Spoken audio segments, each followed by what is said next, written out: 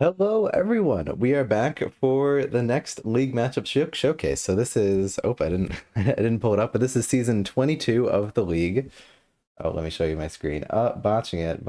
There we go. Season 22 of the league, third matchup, Polar Dwarves versus Phoenix Elves. How are you doing, Vexer? Hey, hello, man. Hello, everyone. And yeah, so we got this. This is a classic. So the Polar Dwarfs versus Phoenix Elves, both of them with a new errata that has made the match like much even. Like before, it was just a complete blowout. But now this is a very interesting match. Yeah, exactly. It's totally changed. Like this was one of like the worst matches in. Yeah, that we had. Is a 25% win rate was Let's select from. season eight y- because y- right now it's mixing Oh, both so is it seasons. worse than that?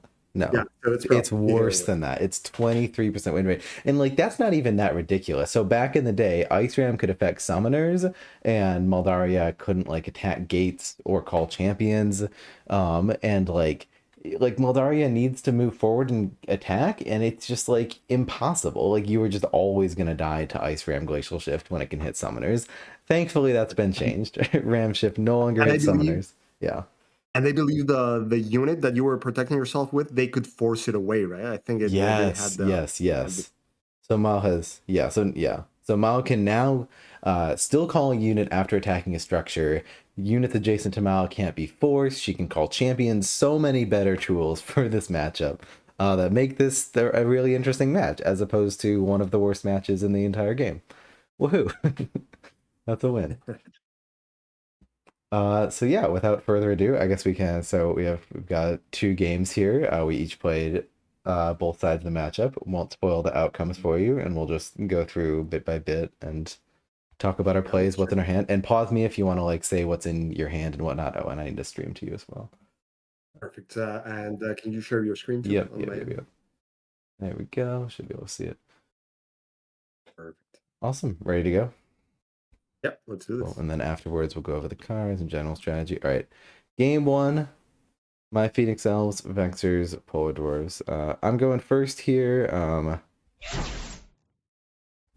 I do a lot of times. It feels weird. I almost never like do a play where I send the archer back, but it was just like I don't know. It feels like Ember mages are surprisingly good in like the early game against Polar Dwarves. Like Ember mages are good against Polar Dwarves so long as there's no Bear Cav or Ice Ram, and so those two things can totally make them just awful. But like at the first turn, you're not going to be able to use either of them, so it feels pretty good here.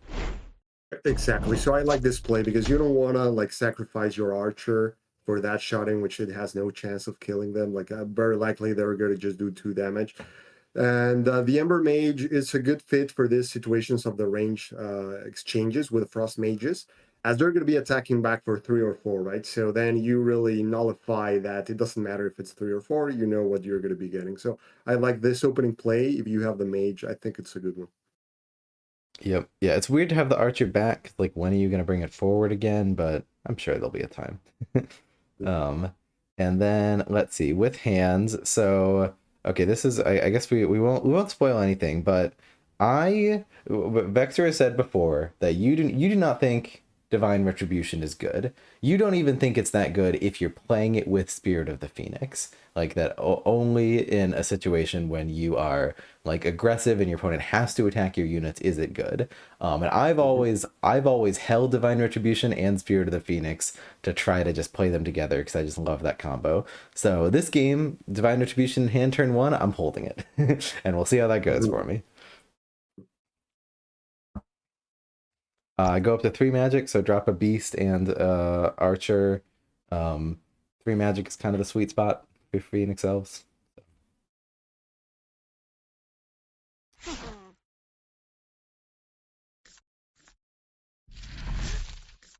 All right, so here I just go for the starting with that range game, dropping some of the gates that I had. In this matchup, like I like to discard at least one of my 5 gates, but I felt like it's important to still have a few because you want to put pressure in the late game or middle game.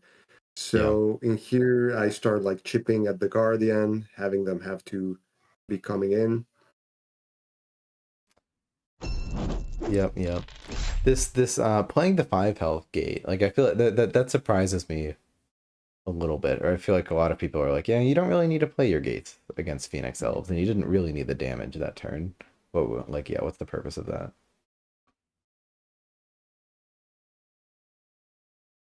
Well, I do think like I want to kind of like build have coverage on both sides in Yeah, case that you try to like come in. I can then just shift that gate, move it around. I think my opening hand. I'm going to check that. Like, I'm not sure if I had two and I played one and discarded the other one. I think that's what I did. But uh, in this specific matchup, I don't think like I would want to like discard all of them. Like maybe at least I play one, depending on how much magic I need, pretty much. yeah, yeah. And now that I'm saying that, I'm looking at this and like, oh no, this actually like really limits my ability to be aggressive with Moldaria. Because like, just all of a sudden I'm so much more exposed if I try to advance on the right side. So it makes sense. And any unit that I send up here is going to get bared. You know,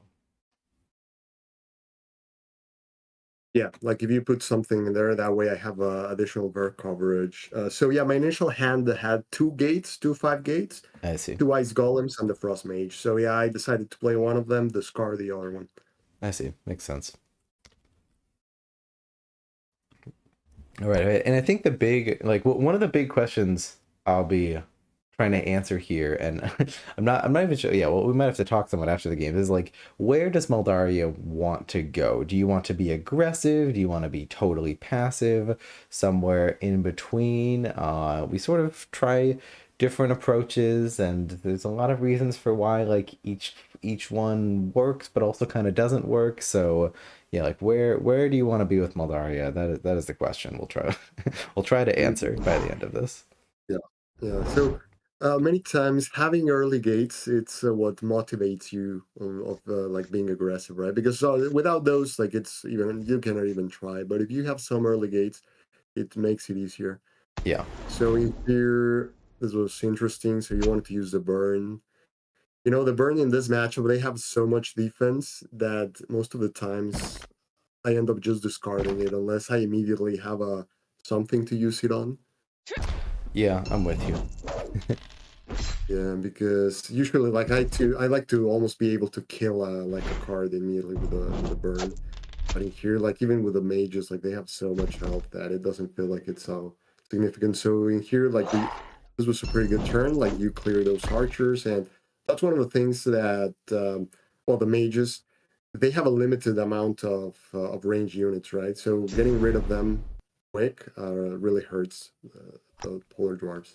Yeah, I think that's something I didn't realize. Like, because Polar Dwarves, it feels like they're sort of a fortress faction of just like they can just sit back and build their fortress, but their range game can really be limited, and like parapets can really be taken advantage of if you don't have extra mages in hand and whatnot. Exactly. Yeah. So at this point, the 4 cards I drew, I had like another Frost Mage, a Parapet, Olag, and a Bear. So that was like a fortunate, like having the Parapet and the Frost Mage was useful. I was able to still retain a little bit of the range game, and you can play. Let's keep it going. I went for the going for the 3 attacks. I didn't want to just pass that opportunity, so I said like, well, the one of the Ice Golems can move forward. It's a good opportunity for it. So that one was I have Yeah. a chance of getting rid of the archer. It was worth and those archers I try to kill them as quick as I can. So Svara failed that one, but let's see the Ice Golem. So got the 2/2, which is very important. Like those archers can really hurt if you leave them around, especially when they have Spirit of the Phoenix coming. So in Yeah, here I had a solid like line there. Like you were exactly. pretty far ahead, so I wanted just to uh, kind of stop that, right? Like I didn't want you to start doing some of the nasty things that Maldaria can do. And it's interesting here, while your hand with all this events and the like the forward gate, kind of like drove you into saying like, well, at this point, well, this was risky. Like you went for the looks like getting Yeah. right in front of the ice goal, right? Yeah, I just go for, oh, let's just do the blinding fair to player turn. But yeah, this is just I mean, I only held one card last turn, that was the retribution, but I mean, that's enough to like if I hadn't held that card, maybe I would have drawn another unit and could like have an actual good turn of summons here. But Yeah, and it seems instead, like you didn't move the mage forward because of the bear, right? Like yeah, you didn't want exactly. to. Yeah. Okay, so let's see. Oh, almost. Got a big miss there, but I mean, it's still not It well, that's like happens a coin flip sometimes. or something.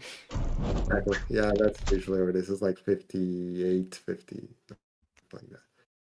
So normal rolls here, like the 3-3, the 2-2, that was solid, and then the blinding flare. Let's see how if that pays out. You're for one magic, spending one magic for that flare. We shall see. So the bear was indeed around.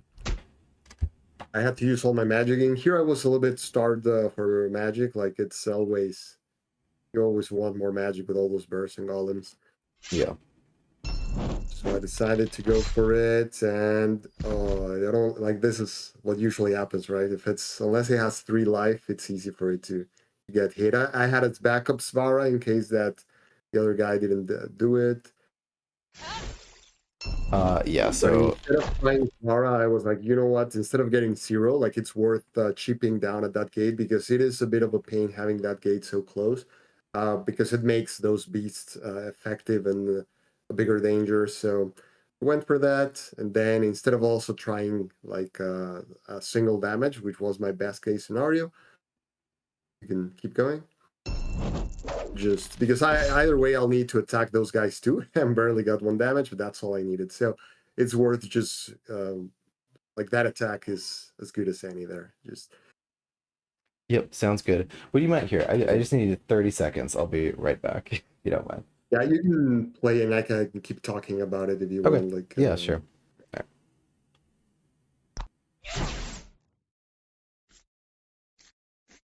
all right. So at this point, it seems like the offensive was not that sustainable. So Moldari just had to go back, just keep chipping. Like the 2-2 was solid there as those archers. Like it's easy to run out of those. The Ice Golem was going to be an easy kill there. And then out of range of the bear, just start bringing it down to a point in which you can finish the turn. Also solid turn.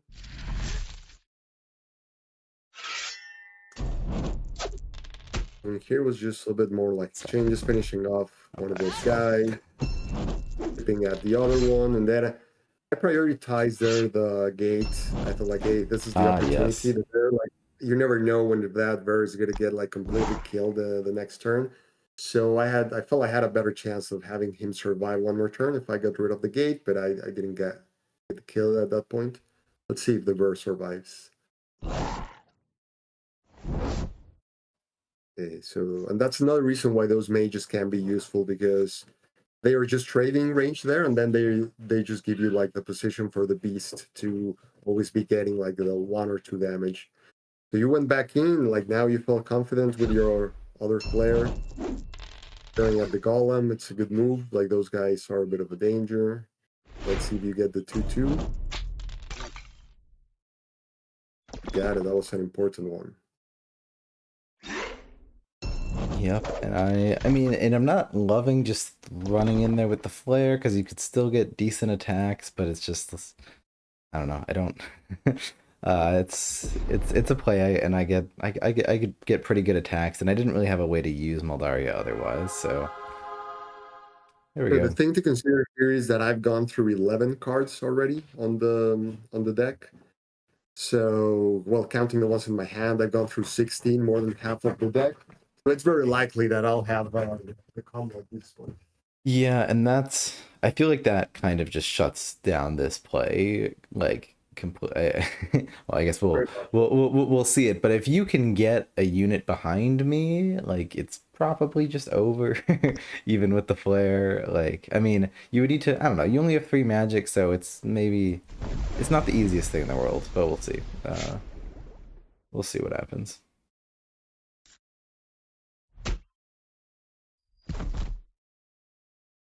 Thankfully, you still can't force those units away. So at least this beast Exactly. is protected by the flare. Yeah, I had to give this one a little bit of thought to think about like how to guarantee the kill Yeah, on that beast. Did I even get the kill? Yeah, you did that. uh, I found the combination for that. And So did you consider doing something else, like putting a golem behind Meldaria or I thought something? about it, Yeah, but I, I thought like it might not really make that much of a difference. Like if I had the golem there, I'm not sure if I could have blocked like every single side, but yeah, like it could have been a good play there, because we had the timer also. Like I couldn't just sit there for 20 minutes, considering all possibilities. yeah, For a moment, I thought about it, but I felt like, you know what? If I do that, I won't be able to kill the beast. And then if I don't get the rolls on the beast, like the special ones, I'm gonna be in a bad spot. Like probably yeah, Spirit of the Phoenix yeah, face and then hit for three. So I thought like, you know what? I'm just gonna kill, like make sure that I kill that one, and uh, and then I might just get like a few damage, and she'll have to retreat. Like Maldaria will just have to go back, right? Like she has nothing yeah. there. Yeah. Yeah, exactly. And yeah, so my turn. I've been holding this retribution in hand the entire game. We had to discard the second one when we got it. We finally draw in a Spirit of the Phoenix more than halfway through the deck. So we finally get to have our super power turn. We have 5 magic. I mean, a bit more for Holy House would be great, but we 5 magic. We can do our super crazy turn. Let's see how good it is. We still, oh yes, yes, of course. You still need to let you bully me around a little bit first. Yeah, so two there, so that was at least something. And then the other attack, I was like, you know what? I'll just rather get the gate, especially Yep, because the magic. I needed the magic. I had Jarmund at that point. I had been holding him for like three, I four see. turns. Yeah. So I was like, hey, I definitely prefer the magic right now because the 3/3 might get zero, right? There's always a possibility. So I would rather just take the shoe shot there. That's gonna give me some value. Yep. Yep. The Spirit of the Phoenix. I don't have a ton of options. I kind of feel like I need to expose Mal. Yeah, I think I do expose Mal here. Thank goodness you didn't have a Ice Smith on the back, because if you did, I would have been probably too afraid to. um, but I just need to expose her to a bear, because otherwise my turn was just awful. Just Yeah. getting the Let's value see with if we Mal get is important. Yeah. 4 out of 6. Okay, you almost got it right there. That was an important one, right? That bear survived. It's that can be the game really for them. Yeah. Yeah. Thankfully, we still have another shot, and there we go. And so yeah, here's my superpower Divine Ret Spirit of the Phoenix turn, ready to profit.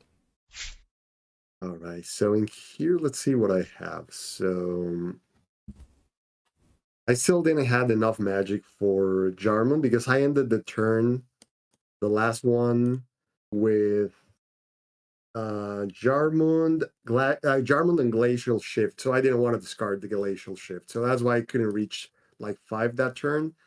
But then I drew 2 Ice Meats and a bear. So that's what I had at that point. So I see, I it's see. really not great, right? Like you can see those Ice Meats, like if they go and attack, they just die immediately. Yeah, So I felt like, oh boy, this is not the best position. So what can I do here? yeah. Sometimes You do freaking doing nothing. doing nothing is something sometimes. Oh, and it hurts. And because like every faction can do that of just like sitting back and like not do and just like being like whatever, I'm not gonna attack you. But not only do you do that, you also put gates in my face. So like my next turn is not letting like there's just no momentum here whatsoever for me. Yeah, Yeah. nothing worth attacking pretty much. So in here, I got one of the Ice Myth out. I discarded the other one to make sure I hit 5. So now at least I'm in a position to either get Jarmund or the bear that I had. Yeah. And so I think at this point, I'm also like I'm looking at my hand and I'm like, okay, like what is my out here? I'm very clearly losing on econ, um, and I think I identify. Okay, I want to play both Holios and Finessa, and obviously there's an order there. Like Holios is good while I still have units on board. I don't want that to be the last unit that I play. So let's see if we can push a little bit of magic to get Holios out, and that might even give us a little bit of a range advantage. and then my finisher will be Finessa. I'm like, at this point, I'm like, that's my really only way to win this game is I need to get Holias out. It needs to work, and then I also need to get Finessa out as the very last thing I play. Um, that's that's my only out now that things are not going so well.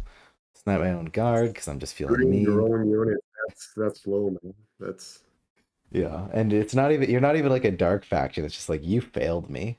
You die now.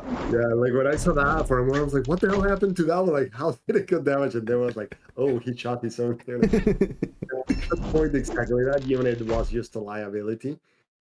So it wouldn't really do much for you. So Yeah, that's how I felt as well.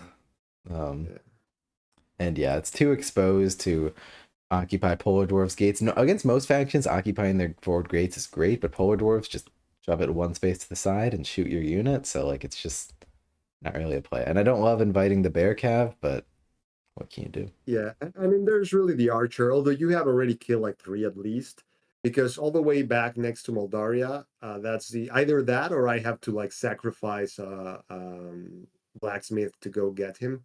But just getting rid of it, like it's also a reasonable approach. Yeah. Yeah. All right, so let's see what I did here. So I finally had five. I was like, hey, this is Jarmon time. Let's do this. And I had also drawn a parapet, so that was like perfect. That even motivated me more. So I was like, hey, I have a good fortress right now.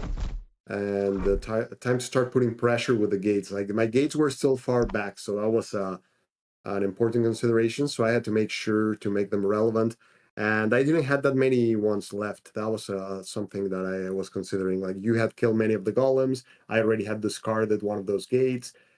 So I wanted like it's Jarman to be relevant, right? If he's not really getting the ability, then he's not that special. He won't really be significant. So let's see how that goes. As you have like still the pressure of being just shooting at my gates, and I have to be the one that reacts to that. Yeah. Yeah. Okay, so you went for Holias here. And you discarded the other beast, right, to get to it. Yes, I did. I had to, and that hurt because you really want to play all those units, but I really wanted to hit the 6 threshold to be able to play Holios and a 1 cost. Yeah. All right, so let's see this. So now you get like good pressure here on that parapet with a unit that you know is going to survive. I'm still almost get the 4/4 here. That would have been significant. And the 3/3 to the parapet. So this was a solid turn there. Like this puts pressure on me because if those gates go away, then my offensive pretty much just dies out really quick. My offensive with Jarmund, which is the one that allows you to just go forward and completely choke them up. So I had one ice repair that I had decided not to discard because it was going to be important as you were going to be chipping in at my gates with Moldaria that she can hit really hard. So it was Yeah. useful to have it around. Yep, that hurt a lot seeing that ice repair because I really just want that parapet to go down because I don't want it getting in my face and doing ice shards damage. So that was really And demoralizing to see. something important here is that you had zero magic at this point, right? You had Yeah. used all your magic for the champ and the other one. So this gives me some flexibility into knowing that what I see on the board is all the possibilities of what you can be doing at that point. Yeah.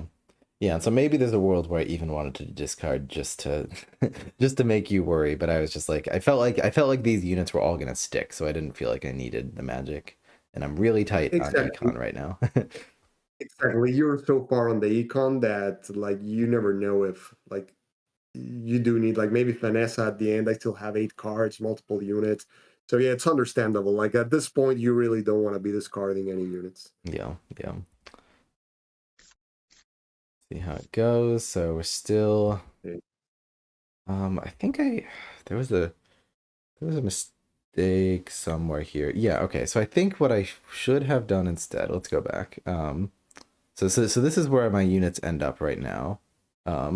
What I could have done here was well, okay, it actually wouldn't really matter, but I forgot about like just that the ice shards is just gonna kill this Ember Mage. So I think what I should have done is move Holios 1 space back or 1 space to the side, probably even, and then move Maldaria over here. So then we get the same thing. We get 3 dice on the parapet. Guardian attacks Frost Mage, Maldari attacks Frost Mage, and this way you can't just force the parapet up a space and get ice shards to kill the Ember Mage and then shoot Holias. You still, if you have Glacial Shift, you can still move it up, but at least that That's forces correct. you to Yeah. have that. I don't know. So I think I would have preferred that play. That's true. No, yeah, that was a mistake, but the thing is, like we were playing this live, right? So Yeah, it's understandable. It's easier to make mistakes when you're playing with a time limit. Okay, so here and there, well, it was important to kill the Frost Mage, that's for sure, because I think that's probably my last one, or maybe I just have one more. I see. Um, Yeah, that's something that I feel like I've learned. I feel like I want to count Frost Mages playing against Polar Dwarfs. Is that something that you do when you're playing against them? well, what do you count them? Like just count how many are left. Like how many have I killed? Like Oh yeah, all the time. Yeah, yeah, yeah. Of course, yes. Because yeah, that changes completely how you. Well, like what you have to worry about, right? It's mostly their only range common unit. So yeah, yeah, yeah. I'm always checking like how many are left. Okay, so now I have the second one ready. I was on the last set of cards. So I finally got the chance to do what usually in this matchup you want to do as soon as you can. Get all your gates in their face, blocking their own gates. Had the second ice repair that I was glad I I also kept around. I was like, you know what? Maybe I get another shot on that parapet, so let's use it. And then I didn't really get like that much damage out of the combo. Well, I did because of the ice shards, right? That was the key thing. So at least I got some value out of it because at the end of the game, sometimes there isn't that much to do. So that allowed me to get the damage on these guys. And then Jarman there getting a good shot on the champ, which is always huge. And I had that was my last Frost Mage. So that guy was. I see. I see. Yeah, and This is this my just really last. hurt because I was expecting like Holias. I was hoping Holias could carry for a while, and all of a sudden she's almost dead. So But at least you were getting her like to some value out of her, right? Like multiple times getting the bonus yeah, so far, which is what you want. yeah, and things aren't looking great here. I'm just like, well, I just got to expose Maldaria. Do I? Maybe I call the. Not sure what I do here. Just totally missed. This parapet has lived forever. You've ice repaired it twice. Feels so bad. I'm Yeah. And just then yeah. that mage getting one more shot was also Mm-hmm. good, which was expected. Like the unless you get the 3 out of 3, at least I was gonna get like 2 attacks from the mage. Then just keep trying to move things in your face so that I can now put some pressure of summoning some of my last units Yeah. so that they are within range of hitting. That was the key there for me because all I had left in my hand was a bear, an ice myth, and Diana. So Yeah. I didn't want to be in a like disadvantage of you killing everything before it hits you. So got rid of Wallace Archer. The mage missed like the kill, the 2-2, which would have devastated you if I got the Yeah. 2-2. So that still gave you a shot in the game. You finally were able to get rid of the parapet. So now Jarmund won't be getting like the 3 shots.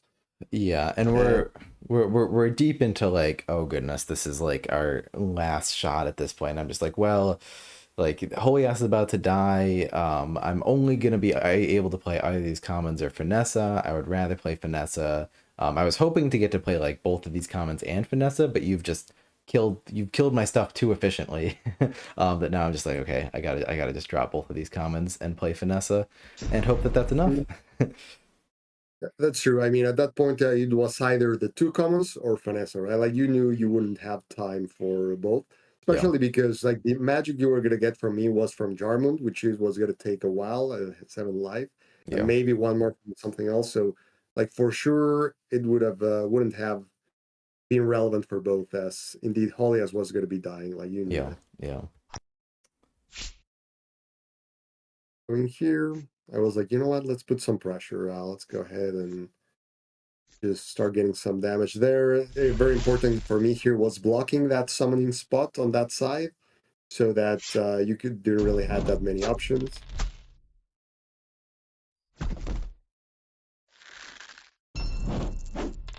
And here, whatever damage into 2, but I get the 3, so that just made things even harder for you for an end game scenario.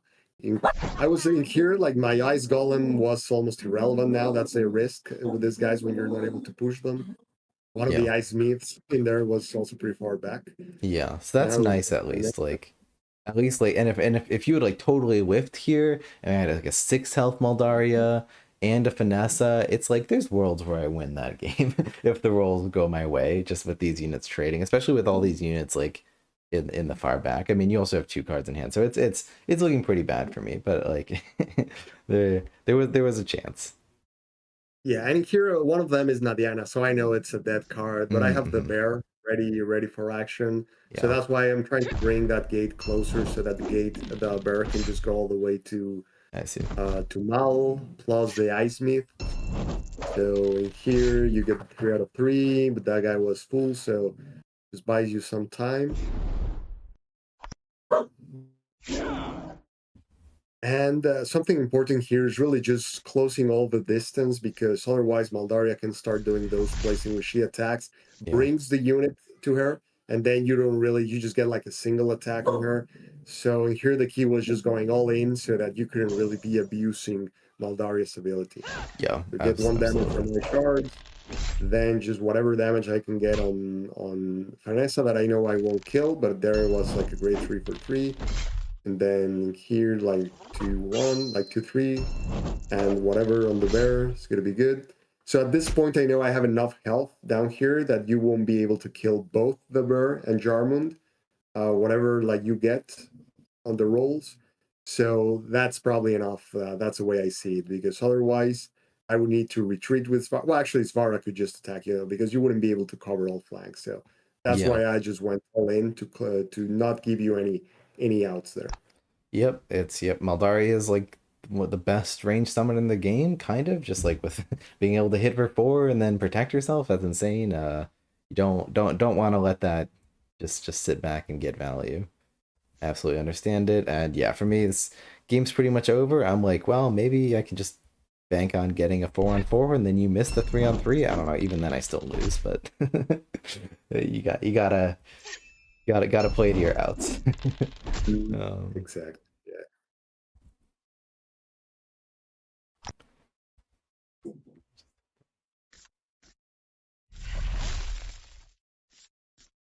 And the Ice Smith does mean that that is guaranteed killed. Yeah. uh, So that's we saw this like it went all the way to the end game, running like with the last few cards.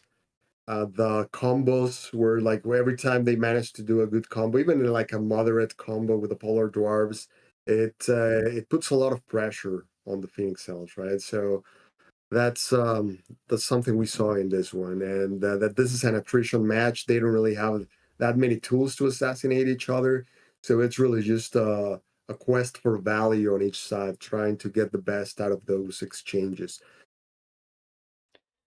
yeah, and All so right, like, so let's take a look at yeah, unless you want to add anything to this no, one, no, go we can ahead. take a look at the other one, and we can show how a successful offensive of the Phoenix Suns is. For I was just kidding. Let's see what happens. So it's hard to do an offensive, but let's see how this goes. Because I was Yeah, mentioning, like having the early gates is kind of one of those things that opens the door to an offensive. So in this one, I think I was going first. I started the match with 2 gates, 2 burns, and a beast in hand. So I had to put my archer in risk. I was like, oh, you know what? Like, I think that's a better move than just sending like the guardian to do nothing. I don't even think it's worth sending the guardian. So I thought, like, you know what? I'm just gonna put the gates all the way to the sides. hmm, It's too hard. They're too risky to really try to rush forward and plan like forward gates, and then they can just like clog them in 1,000 ways. So I'll just try to play the value game from the middle, right? So got like the 2 damage, which is what you will usually get, and then I discarded um, both burns because at this point in the game, I felt like, hey, yeah, I'm not even close to being able to use them. In this matchup, I don't think they're great. I just want the magic, and it's nice when you're able to end your turn with this with the Phoenix Helps in general, really. with 4 magic, at least 3, but the sweet spot is 4. And when you have 5, you can do some crazy things, but most times it's like you don't need really to discard for 5 or anything like that. So, and I don't like to discard that many units in this matchup because I know it's a grind of value between Yeah. the faction. So I try to really rely on discarding events, not units. All right, so then normal starting here, I would say a good start with the gates, which give me some coverage. Then you get the kill there, which is Yeah. also what you would expect there. Interesting, you didn't play any unit, you didn't play any supporting golems, so I assume you didn't have them at Yeah. that point. Yeah, and what's interesting here too, or like the decision I was making is like, where is the optimal place to be in the field? Because with Sfara, I could effectively move every single one of these cards up one space, back one space to the left or right, like whatever whatever I wanted to do, I could do it. But I figured, well, back one space is just like too annoying and clogged, even though it is kind of nice that you can't even get to that gate yet, but it's just like I'm just gonna get in my own way. And forward, if I moved everything forward one space, it's just like, well, now it's much easier for you to hit. And so it feels really silly to just not move at all. But I didn't really see it. I don't know. Would you make that play or would you do anything different? That's true. I was wondering something similar. Like in some matches, like you're able to do that thing which you retreat one back like everything. Yeah. But this matchup, I felt like that was risky because if Phoenix Elves starts playing that type of range game, I feel like they might have like the edge and then just make it harder for Yeah, I the Polar agree. Stars to be able to rush all the gates and choke those front summoning spots. So uh, I guess is that it's not a good approach. Like on the long term, you want to be in their face. Otherwise, like Maldaria's ability can just start getting the best out of you and start exploiting the lack of range of the polar dwarves. Like once you kill those mages, like that's it. Like they have to be sending stuff at you, and they don't have like sending bearers. It's just not an economical approach. Like they'll kill one thing and then they'll get blown up like 2 attacks kill 3 magic lost. Yeah. So the ice myths are also like not that significant, and the ice golems it's even hard to make them move, right? So yeah, I think that's the right place to be. Like you can handle that exchange in the middle until you get a chance to do like a big ice ram. Going back is probably counterproductive. Yeah. Yeah, and So that starts to get into like the like positional dynamics of like of of where you want to be because like as polar dwarves, I don't just want to run in your face right away and like throw bear calves up there because yeah, like they're just gonna get attacked on 2 sides and melted. But I also don't want to hang back because Maldaria probably does like just Maldaria alone, the summoner probably can compete at a ranged keep away game more than we can, like just like sort of playing around parapets, being like one spot out of range and hitting it. Like so, I feel like with Spara, my game plan is sort of to eventually accumulate enough units and go forward a little bit, but not in such a way that it's exposed. I don't know. It's complicated. I like dynamics when there's like it's like who has the better range game? Ah, well this one, but like it's kind of unclear because then they like I like it. Yeah, I like complicated positional dynamics like that where it's not just totally obvious where you want to be on the field with each faction. yeah, yeah. All right. So let's see what you did here. Discarded a bunch of cards. I didn't even check. I think it was just a bunch of crap. Okay, let's. Well, can I see? Yeah, Bear and Nadiana. Happy to drop those and early ice repair. Don't need any Yeah, of I that. should exactly. At this point, it was pretty far away the time to do that. So that was a solid discard. And we go forward. So check this out. Like in this one, I what I drew was a gate, Spirit of the Phoenix, Beast, and Archer. So that gate was the one that tempted me because in the last game, when you move forward and planted a forward gate, it was a bit of a pain to have it around, and I also wanted to make it harder for you to try to like shift your 10 gate. So I thought, like, you know what, it's maybe a good way to slow him down and Yeah, then try to do a big turn because I had a lot of magic. I had two beasts and an archer ready, right? So I thought like, hey, I can do like maybe a blowout turn right now with this, but I Yeah. do need because he won't be coming at me and my gates are way back. With this front gate, I might get that chance. Like he might be tempted to attack it, like open up one of the spaces of it to attack it from the back or something. So I gave it a shot. That's really what got me. I Yeah. was thinking of just doing a more of a range game, but this drove me instead of discarding the gate. I felt like, hey, let's use it to try to slow him down, putting it in front of him, and then just trying to do a big play with my beasts. Because otherwise, as you were discarding them before, right? Like because they are not that great if there's nothing to get some wildfire damage on. Yeah. So in here, I just protect. I was also conscious of, well, you have a lot of magic, right? So this is a bit risky. So I was just worried about the bears, so I didn't move anything slightly forward Yeah. because of that, and just like finished off the archer. So it Yeah. was a simple turn, planning ahead in this one. Yeah.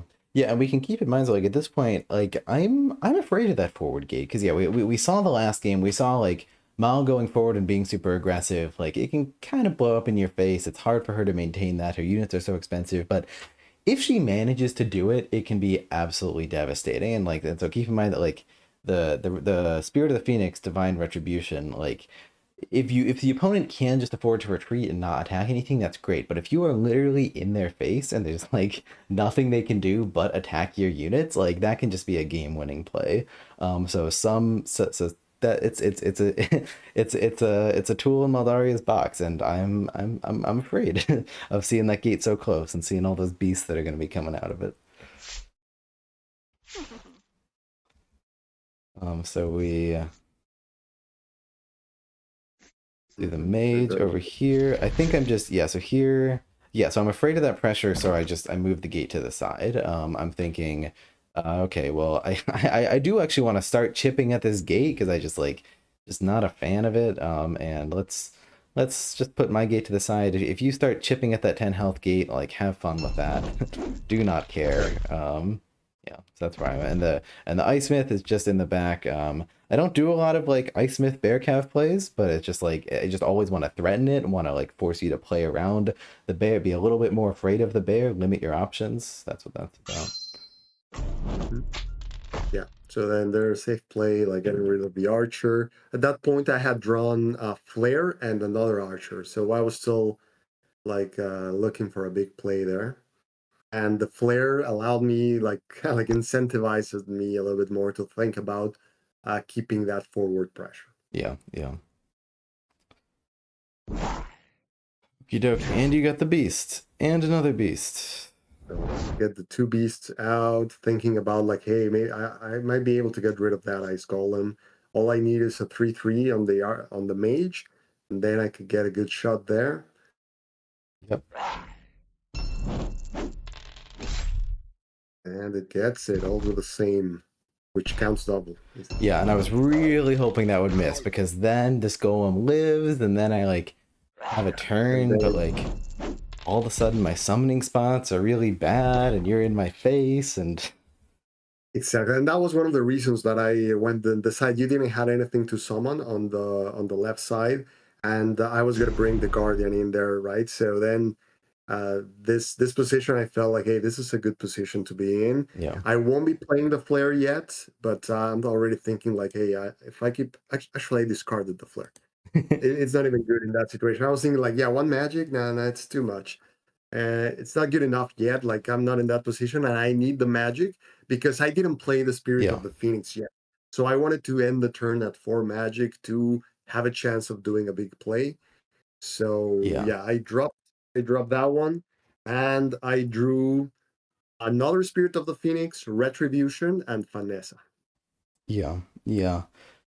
And so I'm looking at this and I'm like, if I had like the ram shift, I could wipe this board. Maybe even the ram enough would be good enough to like push this beast out of the way or something with a goal. I just need to stop you from getting back. Because if you get any closer with Maldaria and you have that Spirit of the Phoenix Divine Ret turn, like that can just be game over.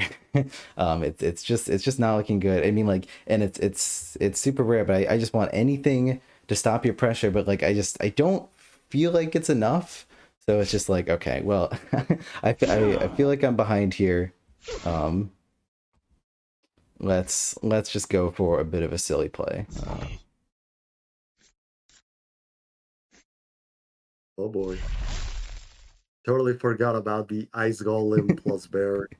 And at that point, I was thinking, like, oh boy, I should have kept the Guardian back there and maybe brought one of the beasts there. Like, but that's just, those guys fail, like, get 3 out of 3 most of the time. So, What the except heck? when they get 7. What the heck? And I don't that was, remember that. I thought this went badly. yeah, that was like demoralizing. At that moment, I was like, oh, 7. So, And there it is. We take it. So yeah, like that play, I still don't like know if that's, I don't know. I mean, I do legitimately feel like the other plays were just like not looking so good. But Sparra can defend herself pretty well, so I don't know. I need to analyze it more. But there's a world where you still don't even want to go for this, for the bear, because yeah. it's just like a lot of times it's just gonna do 3 damage. I mean, but yeah, Exactly. It's a big gamble, really. Like in all those situations, like I think 50% maybe or something like that, in which it's just gonna be doing 3 damage. It's likely that it's gonna be dying afterwards, and that was a big investment of resources that you threw there. So it's hard to come back at that point on the econ game because this one is so close on the econ that that one is really more of a you're just throwing the all your hopes into that one, right? Like at that point. yeah, yeah. And so even now, I mean, Spirit of the Phoenix makes it super easy to kill that bear, and it's pretty easy to keep Maldaria alive. So like, it's funny, like even after that huge kill, it's still not feeling Yeah. super So ahead here. and I had 2 Spirit of the Phoenix at that point in my I see. hand, so Yeah. yeah, I have to like play one of them, even though I'm just gonna be getting 2 extra damage, like maybe one on the Guardian from the Guardian and the Archer. Then and they're like it's just the easy kill with Moldaria on the Bear and the Archer as a backup. Yep. Yep. Yep. Yep.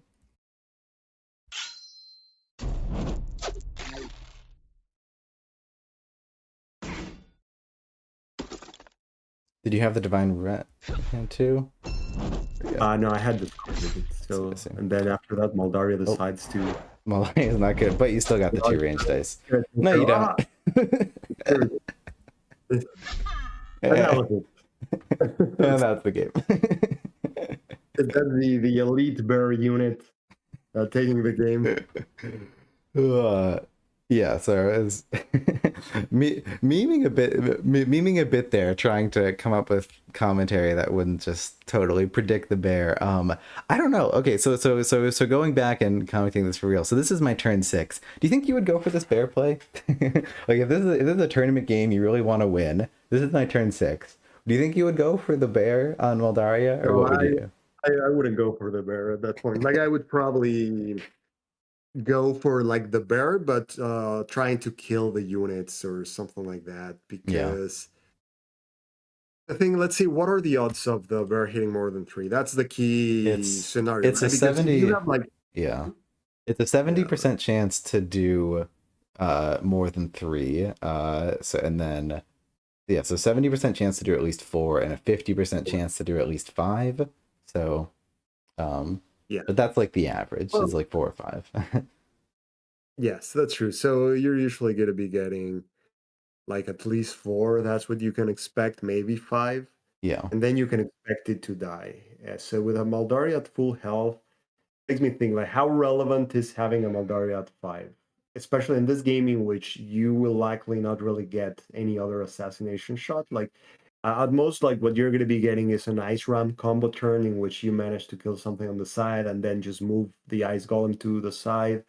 But that only deals like 2 extra damage, right? So it's still not going to get into that range. So uh, I wouldn't go for that type of play just because of that, because even if I send her to like 4 or 5, which is the most likely scenario, like if you only deal 3, like that even hurts more. But 4 or 5, still not significant from the perspective that you're gonna be able to finish them off. Like I guess at that point they might just have to be more careful if you have another ice myth out and you get to the magic of another bear. So they have to play in a less aggressive way. But most of the times, like they're gonna be playing more in the middle back. And this game, like just because of all the cards that I was getting, it just felt like okay, I have the momentum to try to be aggressive.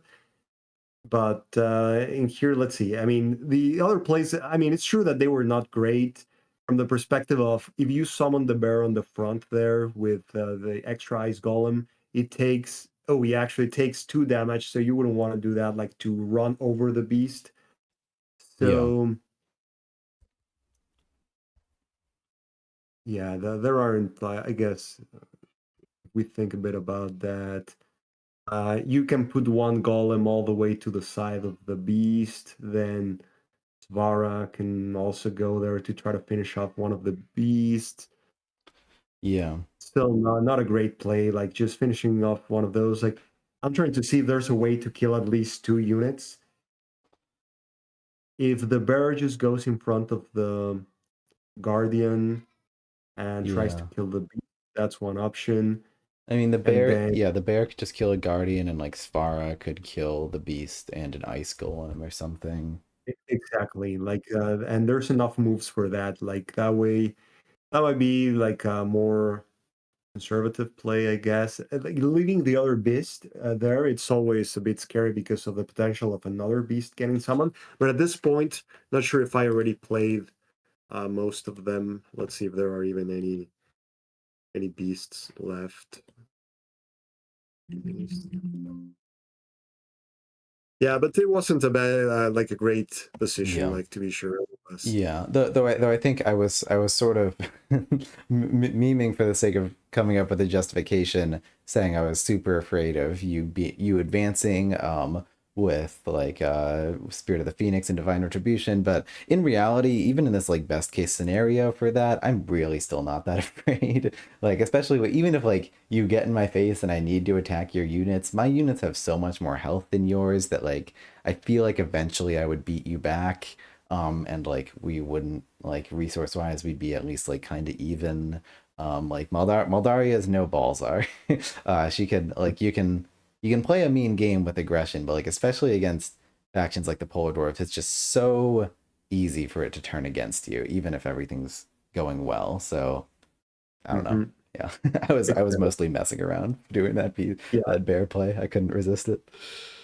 Yeah, it was a risky move. Like probably something that if you're in a competitive game, like you would try to find a more conservative one that just tries to kills like 2 units and then just keep because you had like a good amount of magic, so you could just like keep that battle going on.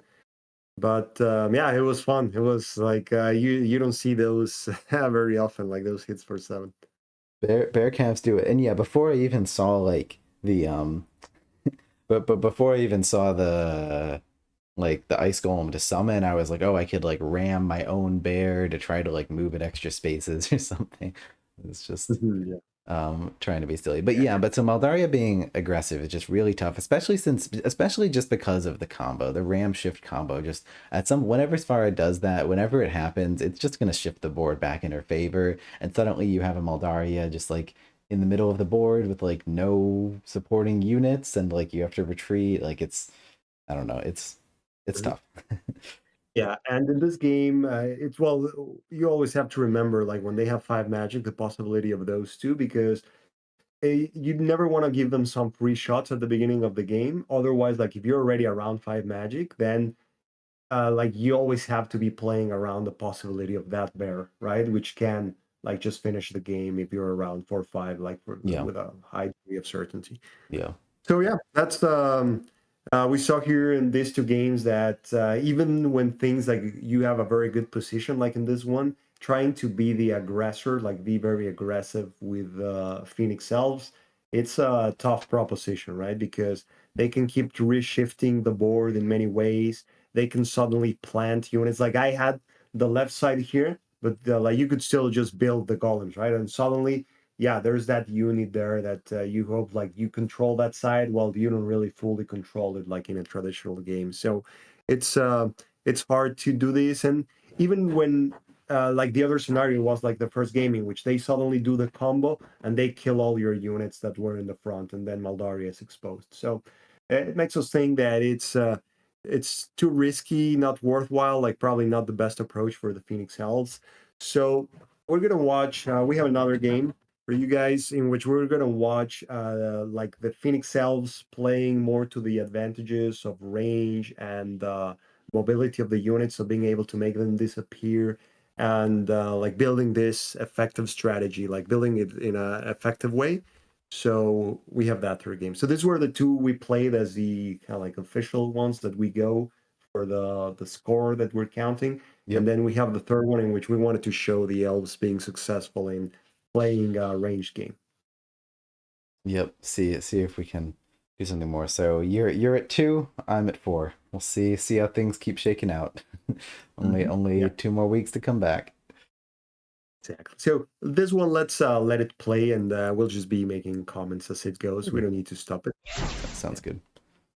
All right, so here I had the mage, so I thought, like, you know what? I think that's a solid move. Like, I'm just gonna bring the archer out of the range of those frost mages, which need to attack effectively from the third row to get like the bonuses, and I'll just expose the mage. Yep. So we can see here, like, you were just building I feel like this the is the shooting range. exact same thing as the first game here. Sorry, am I crazy? The only difference was that I was attacking for 3 with the Frost Mage because I I had a see. golem in Yeah, hand, so I yeah. played with 2. But yeah, like that's like a common scenario, right? And then in here, just trying to get the Guardian out of that range, getting Mal to shoot anything to be able to bring back the unit that's going to go and attack the Frost Mage, so that you have to realign everything if you want to keep using them. So in here, this one, well, he like it failed, but at least at 3, it gives me an opening of killing it with one attack or something else. Yep. The issue here with those attacks is that when you bring the unit back, whatever unit you put in there, like it's going to be within the range of a parapet attack. So something on the second row shooting from safety, or well, the bear at that point, it's not the big deal because yeah, they're going to kill that thing, but you're gonna be able to just try to like eat up the bear. It's you have a good chance of that. Yeah. So I go for, I'm still kind of high on the bear fumes here, and I'm just like, oh, I really like, can I do it again? Can it happen again? So I go for the famed assassin bear play. So it's not the best ram shift. Might even yeah, you might even be able to say it's a bad ram shift. But with it, I can push my own bear into range of Maul. And what do you know? That's what you can actually expect from a bear. Yeah, Um, kind but of like the average, right? Like the yeah. yeah, but so something I'll spoil it now that I start doing for the rest of the game is I've actually discarded all of my bears at this point. Turn 1, I discarded the first 2. This turn, I just dropped the third one, but Maldaria is at 5 health, and that's like the critical health where you are always afraid of a smith plus a bear is gonna kill you. So I'm like I already have in my mind, I'm just gonna play another smith in the back just to scare you. And since you just lost the game to a bear, I'm trying to get in your head. There's no more bears, but I'm gonna try to make you play around them for the rest of the Yeah, game. We'll see if that's yeah. You'll have to yeah. comment as to how much that actually affected or Oh, did not it affect did. at all. Like I was playing around bursts because whenever you had more than 3 magic, especially at the end of the game, right? Like everyone always holds the last bear for the end Yeah, game. Yeah, it's not the card you want to see at the beginning of the game, but you know this combo that you did here, like even though it didn't deal like a ton of damage, like you did kill like the unit that I had in front, and you moved your gates forward. Like that 10 gate, when it starts getting to clog the spot for the Phoenix elves gate, like it's really painful for the elves, right? Because now yeah. you start having considering those bursts coming out, like it's very hard to position yourself when that thing is here. So yeah, this did hurt indeed. So I had to like immediately start retreating. Like once the first combo happens there, so I had a few of these guys try to finish off one of those golems. but the priority had to be the bear. I needed to make sure. So this time to play, I had 3 attackers. After the back was last time, I would have been ideal to get the 4/4, but at least I got like 2 to be able to get 1 attack, hoping to get the 3/3 to get rid of the golem here, but it missed. So that golem, and this is actually a, well, we'll see at the end how huge this was. Now that I think and thinking back, like that golem. So you get a chance to use your Ice Repair. Otherwise, you would have ended up discarding it if that golem Yeah.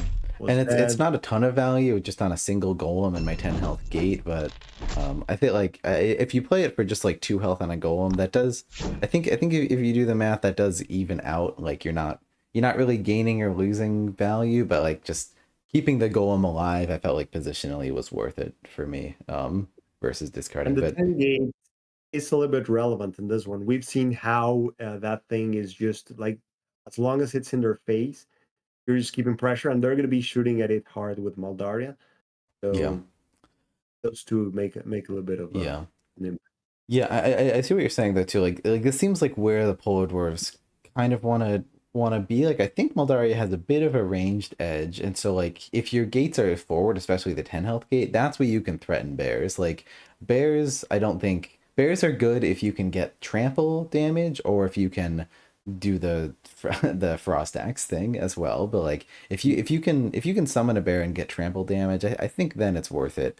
Otherwise, it's not. So you really need those forward gates, or your opponent needs to be rushing you for bears, to be worth it. I'm out of bears, so I don't. But I'm threatening them. I'm playing the mind games.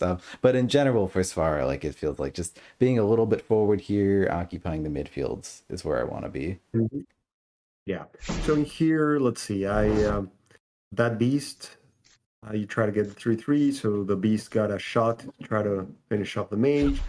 So I sent stuff forward. Like this was the Guardian is not that great in this matchup, but that was a perfect opportunity to block that gate on that side. I didn't want you to start closing the distance on both sides, and I even brought the Guardian that was a little bit useless at that point just to stop the 10 gate, so that you couldn't keep moving it forward Yeah. towards you. Yep, and I'm like, oh, okay, I got like my 2 parapets. This is the part where I start winning. let's just Yeah, yeah, let's those just are good. chill behind a few parapets, and it'll be great. Yeah, so in here, this was like a tough spot. So still had the. I was short on magic most of this time because I was really being careful with how I discarded. So was Yeah, hoping here, well, at least I'm gonna try to finish off a golem, see if I get the 4/4. If not, the beast is gonna finish it off, or if not, like I get the attack on the parapet, and then I just bring him back so that I don't have a target. For the parapet, you have to start advancing, but I couldn't really like keep that 10 gate for like any yeah, longer from going forward. Like it was just going to be clawing that spot. That's why I use my third gate, my second gate, to have like a position to someone from the side. So that's the way, at least it's not that easy for you to prevent me from trying to do something on the side. And I was hoping to get a chance. I had an archer in hand of getting that 3 health golem in reach to uh-huh. try to finish it off with the archer and I see. Yeah. spirit of the thing. No, Yeah, that that's why I put it in that position too. Yeah, no, this turn kind of gave me fits because I was like, I ended up having to play this gate to like protect the golem because I really wanted to. I really like wanted to draw Jarmoon. It's not really working. I don't have another Frost Mage. Like it turns out like the as far as range game is not free. Like you need to have good positions and the parapets and whatnot. Because if I just like, and I'm thinking a lot about like, well, if I just like build a parapet, like you can just attack the parapet and then I need to move the parapet forward, but I can't move it forward if Sfar is just there. So like I need to have Sfar move it forward and then I need to have the Frost Mage in hand to then move into shoot. Like it's I don't know, I'm suddenly realizing like, yeah, this range game thing isn't as hot as I thought it was. Yeah. Yeah, and here that the 9 gate is the one that is really hurting me, like making things hard. Yeah. Because there's always the threat there for Maldaria, and you have so much magic that I have to be considering that you can. It's not only the walk range of the bear, but the one that you can just summon out of a golem or push with the combo. So yeah, that's why I'm just all the way back with Moldaria. Yeah. Here I Okay, play so yeah, another in here Frost that Mage. archer got a chance of a second life. Yep. So in here I had the Spirit of the Phoenix and like all the archers in my hand. Like I think I had 3 archers, Spirit of the Phoenix, and Burn. Funny. Yeah. The turn before, yeah. So there's one. So I was like, well, I have to. This is a good time to just use Spirit of the Phoenix. He's running out of mages, and that way the Guardian is there. Like Maldaria won't be able to be. Oh, sorry, Svara won't be able to move any gates. Otherwise, like it's 2 damage on her. Mm-hmm. So, and I didn't want to play the other archer. I had like still 2 archers in my hand. I didn't want to send 2 to the side, so that's why I moved the Guardian. I Yeah. gave you the chance there to summon something on the right side, but I felt like, hey, it's unlikely that he'll want to be sending me one of a like a blacksmith or a bear or Yeah. something uh, just to attack a gate. So I was okay. This guardian can be more useful, and that Yeah. way I saved the archer for like the range game. Yeah. And so I felt like this position was pretty bad for you because like you just have all these units that are so exposed. But were you like counting frost mages again? Or, like were you was your priority just like, oh, there's another frost mage, let me kill it. That'll make the range game that much harder because that was the effect of what you did. Yeah, that's what I was thinking. I think you only had maybe one more frost Yep, mage, this I is my believe. last one that I just summoned right now. Exactly. So I felt like, hey, I'm just gonna get rid of them because after that, I can just fall back Yeah. a little bit easier to try to play that range game. So, and Yeah. I didn't really have that many other plays that I saw as effective. I wanted to use the Spirit of the Phoenix because I think at that point I might have both of them in my hand. Yeah. Uh, Yeah, yeah, I I have 3 archers and 2 Spirits of the I Phoenix see. in my hand. Funny. So that's Funny, why I was funny. like, yeah, okay, I need to use one Spirit of the Phoenix. At least I get like the kill there, and then I stop Svara from moving. Yeah. Yeah, so I don't like I would need to reanalyze the game and even then I wouldn't know. I'm not the best Polar Dwarfs player, but like I don't feel like this was the right move because like spoilers, I play this Frost Mage over here and then eventually it dies and I'm struggling with the range game and I'm just sitting here with these parapets in the back rows being like, wait, this isn't working. And like there had been earlier turns where I could have, I don't know exactly what it was, but I could have done something like moves far forward, pull the other parapet forward to just go forward. But then like each time that was an option, I saw it would be pretty easy for you to just have a beast and Maldaria attack one of the parapets to kill it. And I wanted to avoid that. Like I wanted to have my cake and eat it too, and just have the parapets be totally like only attackable on one side and slowly advance. But it just did not end up working out for me, or I needed to be more careful with my frost mages because that's really like the frost mage is how I can still mount a range defense as I slowly advance. And without that, like suddenly there's a lot more cards in your favor here. Yeah. And it's funny here, like, well, I was hoping you didn't have the other mage, or if you did, like, this allowed you to get the extra +1, the fact that I wasn't next to that spot. And this kind of like devastated me a little bit. Like the fact you were able to get all the kills here.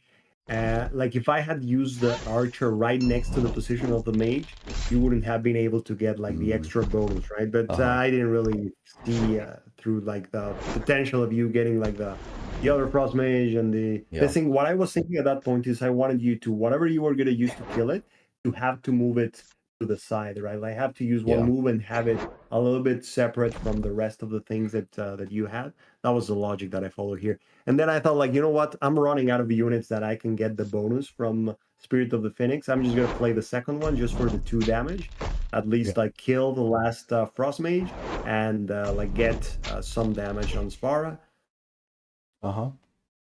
And that was it. Like at that point, I was blocking again that side. That archer was gonna die, but I felt like I didn't really give you many other targets, just one archer. So I thought like, hey, that's a Yeah. good spot. And as you can see, I haven't been using Moldaria because you still have a lot of magic, right? So I'm just thinking like, hey, he's gonna, and you haven't played your second combo. So I was just fearing the bear. I was like, he's planning the bear. I know he wants to do that bear shit again. So I can't give him the like the joy of like killing me with the next bird again. So yeah, like I wanted to get her into the game, but I just felt like, hey, it's very easy for him to do it either with the ice golem and then a bird comes out, or with the ice ram bringing the bird to me. So that was really like completely nullifying Maldaria at that point. Yeah, I'm glad you were afraid. I was just trying to bluff you out of that because there was no more bear. They were gone. Um, So in here, I even said like, you know what? He can reach me in so many ways. So I just even put my gate there to make sure that it was just no way that uh, you can reach me with a combo, yeah, and just yeah, put the pressure because now you didn't have range units, and it wasn't easy for you to even shoot to the archer. I was just staying there trying to at least destroy that gate so that you couldn't like summon units from there. And when you did this, I knew like, you know what? He doesn't have a like the bear right now because he just blocked his own summoning spot with a parapet. Or I mean, I didn't know if you had it, but at least I yeah, knew you couldn't play it at that moment. yeah, Right? So I was like, okay, I'm gonna like just defend this spot with the mage and try to start chipping, like finishing off the other gate, and then you play Jarmon. I was like, oh boy, like this is not good now. Like this Ember Mage is useless at this point, and I had another Ember Mage in my hand. So, but it's really serves no purpose when the gates are in your face. So I thought like, you know what can I do here? So should I go forward? I was like, no, I cannot go forward. I just need to even go farther back. I destroyed my own gate, and then I was with those two attacks. I have a decent shot of getting rid at least of the parapet that is right in my face. The key here is to not give them any of the ice shard damage, and everything else was further back. So at least I wanted to keep that Ember Mage safe from the Ice Shard, yeah. and kind of like that's what I did there. Then, well, you needed to get that big gate out of there to start bringing it into my face, right? Yeah, I think yeah, that. and all these golems just over here doing nothing, and I'm just like, I don't have any range units. I cannot compete the range game. Like Sfara in this matchup is good just because like she has 12 health and like you don't need any of it. So like you can just sort of I just could just sort of tank a few hits to maintain a range game for a while, but that's only gonna go for so long. So I'm like, like at this point, I'm realizing like, okay, like a lot of things have gone my way, and you being afraid of the bear was nice that you did that like weird play, placing that gate and whatnot. But I still am going to need to close the distance at some point, and realizing like you playing around Jarmund here and me not having any gates is just like crap. Like Jarmund's not actually going to do anything for me.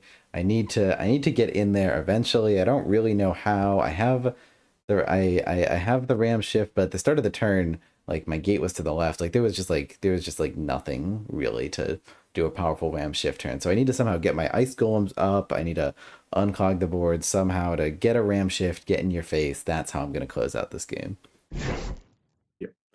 Yeah, and in here, the fact that you only had one magic at least relaxed me from the barrel. Like Yeah, I wasn't worrying about that. I wasn't worrying about a nice golem.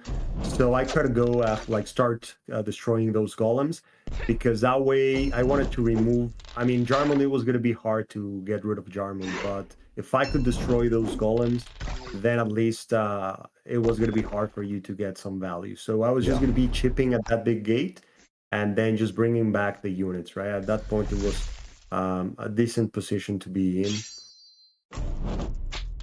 This one was interesting that you didn't use your Jarmund damage, right? Because you still had no way of getting the other one. So you like allowed that Ember Mage to survive one more turn. I was like, you know what? That's actually okay. Like I didn't try to like summon another one of my units to attack that Ice Golem more because I wanted to get all of my units away from there. yeah, So I attack with the Ember Mage on that side, keep chipping at the 10 gate. Like sometimes, like when you get those 4/4s or 3/4s, it's easy to start bringing it down really fast. yeah, So it doesn't last that long. Then the other one just did one damage, but then I was able to bring it closer to safety. So that way, like you could still kill it with the damage, but it's just like one on the Ember Mage. It's not that big of a deal. You decided to close in like the all the gaps there to still be covering my front gates. yeah, And then in there, so in my last cards, let's just pause it for a moment. Like the last stuff that I had, at that point, I was concerned that I had less resources than you. And let's see, my last cards were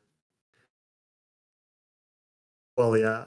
Well, then, no, we can keep it going. So yeah, I just had like a few cards left, right? So I had discarded the second retribution to get to 5 the turn before I see. Yeah. to bring Finesse out because I wanted to keep doing that thing in which I bring them on the side to keep chipping at your golems, and then just keep destroying your gates that you try to bring forward to get some ice shards. So Yeah. that was the idea at that point. So we can keep going.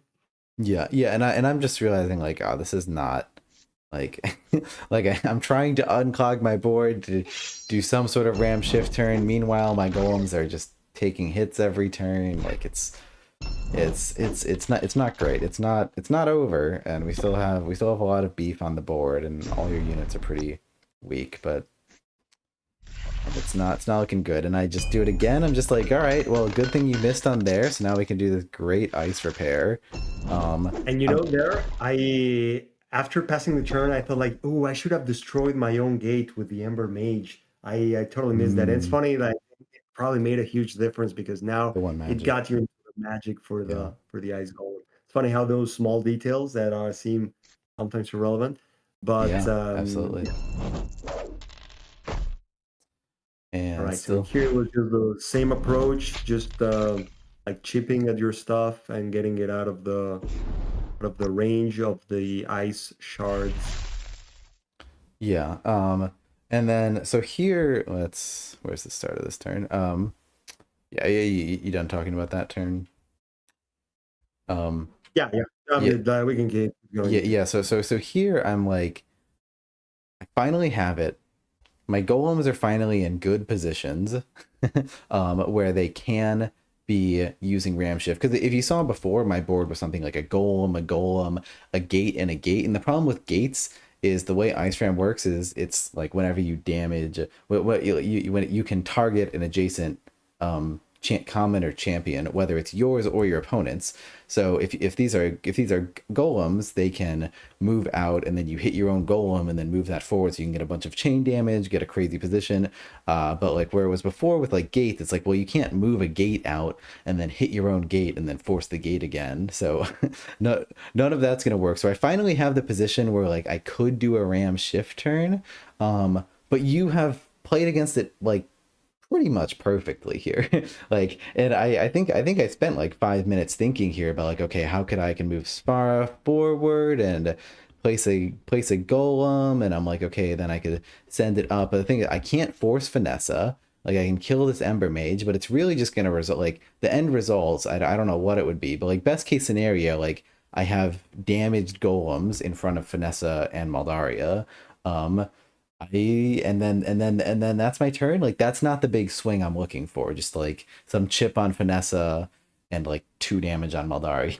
Like that's like, and a little bit more because Jarboon. Like Maldari would be pretty weak, but if she just kills that golem, she's fine again. So you've played around Ram Shift perfectly on the turn that I finally want to do it. So instead I'm just like, okay, I'm just gonna delay. I'm gonna delay, and I'm gonna like try to bait you into moving into a weaker position that isn't defended against ram shift. Yeah.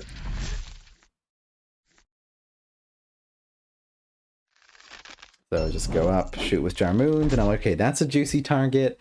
Jarmoon's a juicy target. You can attack this parapet. I wasn't even when I made this play, I wasn't even thinking of attacking this gate, but then I was like, oh yeah, and then I just attack it and attack with Vanessa. Didn't work out. Screw this Yeah. game. But that's a juicy target for now. You kind of want to kill the parapet too, so I was okay with that. Yeah. hmm Yeah. So in here, the dice like went back on me to pay for that 3/3, like on the Maldaria shot. So in here, like these guys were able to bring the carpet down, but this one only got 1 out of 4. Oof. Yeah. She's always hurts with Moldaria, but at least the parapet was out. So, and then Vanessa was back here. So that was a good Yep. position to be in. But then the big ice ram combo. And I mean, here I feel like I'm in a good position to survive the ice ram combo. Um, yeah, and I'm hoping you even went to go to lunch to give me some more time to think about this. Violating the live game rules, but I took it in stride to take any advantage I can, and I'm just like, okay, I have two options here. I mean, like, obviously, there's no way I'm talking through all everything to consider here, but I'm like, I can either kill all of these units, or I can kill most of the units and also attack Vanessa. And I was like, well, surely I can get one more magic. Like, you're worried I have a bear. Secretly, I'm trying to get out Olag.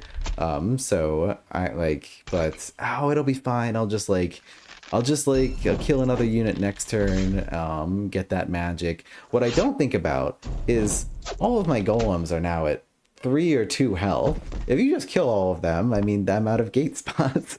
Olag is gone. So I do not think that was the right play. I think I like there were alternatives where my golems were just a little bit safer, and I really like this play because it was 3 extra damage on Vanessa with the ice shards damage and the golem, and the other plays were kind of a waste. I was wasting too many dice just to kill these units in the corner, but I could have guaranteed that a golem survived, and then I would have had 5 magic to drop Olag because I would have killed the beast too. So I think that play would have been better. Just yeah, so you just moving out of the way to let me just go in, clean up all your units, and get enough magic for Olag, and I'm like, okay, I can do this.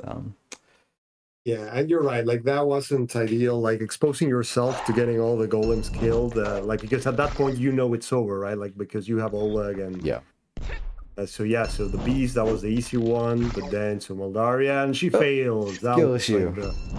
yeah, that would have been the game right there. But Yep. at least like Vanessa gets it, and there's a trick. Like it doesn't matter if it fails it because we have blinding flare. So blinding flare will allow us to survive with both of our units and then still get another shield or Yep. use of this guy. No, Right? it Of course, unless blinding flare doesn't work. It doesn't work because at one like that's why it should be at 0. Like it's useless. So at this point, I was like, well, I mean, at least the best I can do here, let's just kill Jarmund. This gives me a good shot, even though everyone is failing. But I have enough dice, even if they fail, to get the kill here, hopefully. Then she needs to 2 up 3, and there goes Jarmund. But now the issue is that you getting the kill on the beast allow you to get Olag into play, right? Yeah. That was what made the whole difference, because without Oleg I would have had the chance of like not getting the extra unit being damaged. Only you would have only got 1 attack on it, so I would have had the the guard in there. But now in here, this is a tough spot, right? I need to bring down well, in here what I was thinking is I cannot allow you to attack the guardian anymore. Like I really need it. I still have 5 life. I'm gonna try to get Oleg outside of the range of doing something. Maybe if I get like 4/4, then there's at least an out there, and all you can get here is getting back at me. But now the same issue of doing this is, and you know what? If I would have put the guardian on the other side, would you have gone with Svara to kill the guardian? Let me see if I can. I'm not sure if That's what I was thinking. Like initially, I thought like, Yeah. well, I can just bring it to this side, but then I was like, yeah, for sure. Like he's gonna go and just kill the guardian. At that point, I have no more yeah, shield. I'm sure I won't go back. I'm sure I would have. Like, why not there? Yeah, like just in that last turn, like instead of putting it behind the 8 gate, I thought Yeah. for a moment like I could also put it on the other side, but then like Svara will just position herself to finish it off if it was on the other side. And yeah, so Yeah. that's probably what you would. Yeah. So like, so right here. like, Yeah. yeah. It's a little bit awkward because yeah, I'm worried I don't want Sfara to take another hit and then be killable and whatnot. But yeah, I'm just hoping I can advance my. All right, yeah, I'd probably do this. Oh wait, no, I could even just have Sfara here. Probably Yeah, what I'd just do. there, exactly. Yeah. And then after, even if I attack Svara, like then you just like go behind your units and then Yep. just keep moving from there. So yeah, at that point they thought like, hey, it was this is I'm lost if like if the guardian dies, and that was it really, right? Because in there, it was just unless I would get extremely lucky with some rolls or everything. Like I was at 5, you were at 5, and after 1 attack, I could just be within like the range of dying. So. Yep. That was the story of the game at that point. Like that blinding flare and the turn, like all the golems surviving and the blinding flare failing to do its job, pretty much just close the game for the Elves. And now that we're watching the replay, looking in hindsight, it's interesting how this game is sometimes like the matches are so close that the tiniest detail can just make the difference. And I'm not talking about like that range, like that dies with Moldari or whatever. Like that missed attack on my gate that I didn't think until it was too late. It could have been the difference. Like without that magic, you wouldn't have been able to do the ice ram turn in that way, Yeah. and then you wouldn't have been able to play Olag even if the No, blinding that flare could have you would been have. the game. Like just that one thing. Yeah, You're absolutely right. yeah, that's hilarious. Like that tiny thing of just denying that one magic to the opponent. And yeah, like I totally like I thought about it afterwards, and I was like, that gate, like there's no point in having it there. But I was like, it was already too late. Like we were. Yeah. Yeah, but it was a great game. Like at the end of the day, here we saw how the Phoenix Elves successfully mounted like this game, right? Like this game could have gone either way with those last rolls or those things, and I think this is an example of the Phoenix Elves successfully playing the game to their advantage. That at the end, like it was more likely that they could have just won the game as well, Yeah. like with those times that we saw. Yeah. So Yeah, and so but before we speak about the cards and whatnot, yes, like what what did Maldaria have to do to accomplish that? And then I'm also curious to hear your take on like where should Maldaria be in the battlefield? So she has to be always enough spaces away so that the ice ram combo doesn't completely surround her or just get units on the sides attacking for like quite a bit. So at first you saw how she has to be around the third row to be able to attack the third row of the opponent and be Uh-huh. able to be bringing units back. Like you still need her to be a little bit relevant at the beginning of the game, but the thing is sometimes you can just throw some units to like try to block the ice golems and just be trading with them so that they cannot be shifted all the way through or even the 10 gates. The thing there is that it's tough to send too many units because if you send something to stop the 10 gate, Svara will just move it to the side and then attack that thing you put in there, right? Sometimes with a parapet, so then you cannot even like have a chance to hit her. So that's tough to maintain. Eventually, like once they do the combo and move stuff forward, you want to keep moving back as they do that, right? So when you move to the fourth row, to your fourth row, I moved to my second row or to my first row. Once you have that threat of the burr, I had to be even on my first row. So that's the thing is you have to be hunting for targets and hope that they make I don't know if I can call it a mistake or sometimes it's unavoidable of giving you targets because you saw how when I was able to have those gates as targets, I was able to start just bringing down your whole set of units. Like I was just summoning stuff on the side, killing a big thing, and then just bringing it back to safety where you couldn't really effectively attack it because you didn't have like a lot of range stuff that you could use, right? At that point, it was Svara was your option, right? Or it was even hard to keep shifting Yeah. those parapets all the way forward. So that's really where you want to be, in which it's all your units are in a position in which they cannot be blown up by like a big combo. You don't want to leave that many units even in front of them in the range in which they can do that. At most, I think you'll find yourself with just one that is in the front lines in front of their stuff. But ideally, you want to be bringing back at least like one of the important units closer to Moldaria, so that if they want to get the kill, they have to bring something forward. Otherwise, like they can try with an archer, but you want them to be like doing three range on a three health unit or type of situation in which it's likely they won't be getting them often. So really, that's as much as you can hope, and then just try to survive those combo turns Yeah. to then just try to play the game that I was playing at the end, all the way to the back with my units on the back. Yeah. Yeah, that makes sense. It's sort of unintuitive because like the Phoenix Elves units are so weak, or the ranged units are so low health. Like you don't expect the ranged game to be very competitive. Like you expect them to be losing trades, but I think I don't know. Am I right that it's sort of just Maldaria alone is just so good at the ranged game that that gives them the slight range superiority here, which is why you're saying Maldaria. I mean, you start at the third row and then you back up. You don't need to advance with Maldaria because she has a little bit of a ranged advantage. Like the burden is on Sfara to move to her. Exactly. Yeah, and we saw that even if the cards seem to line up, it's very risky and it doesn't really work out well most of the time when the Yeah. Moldaria tries to do the offensive. So we had two games and we had a similar experience with different mechanisms. Like one of them was with the Ice Ram Shift, the other one with the Bear, and things didn't turn out well for Moldaria. But in this one, we saw like she was just playing with trying to play to the range because it's not even easy, right? You saw how you were removing targets at some points, and then with the 10 gate close. I couldn't even get a target. Otherwise, I would be exposing myself to the bears. So it's a tough match. And the other range units, like the archer, many times like he's gonna attack once and then die.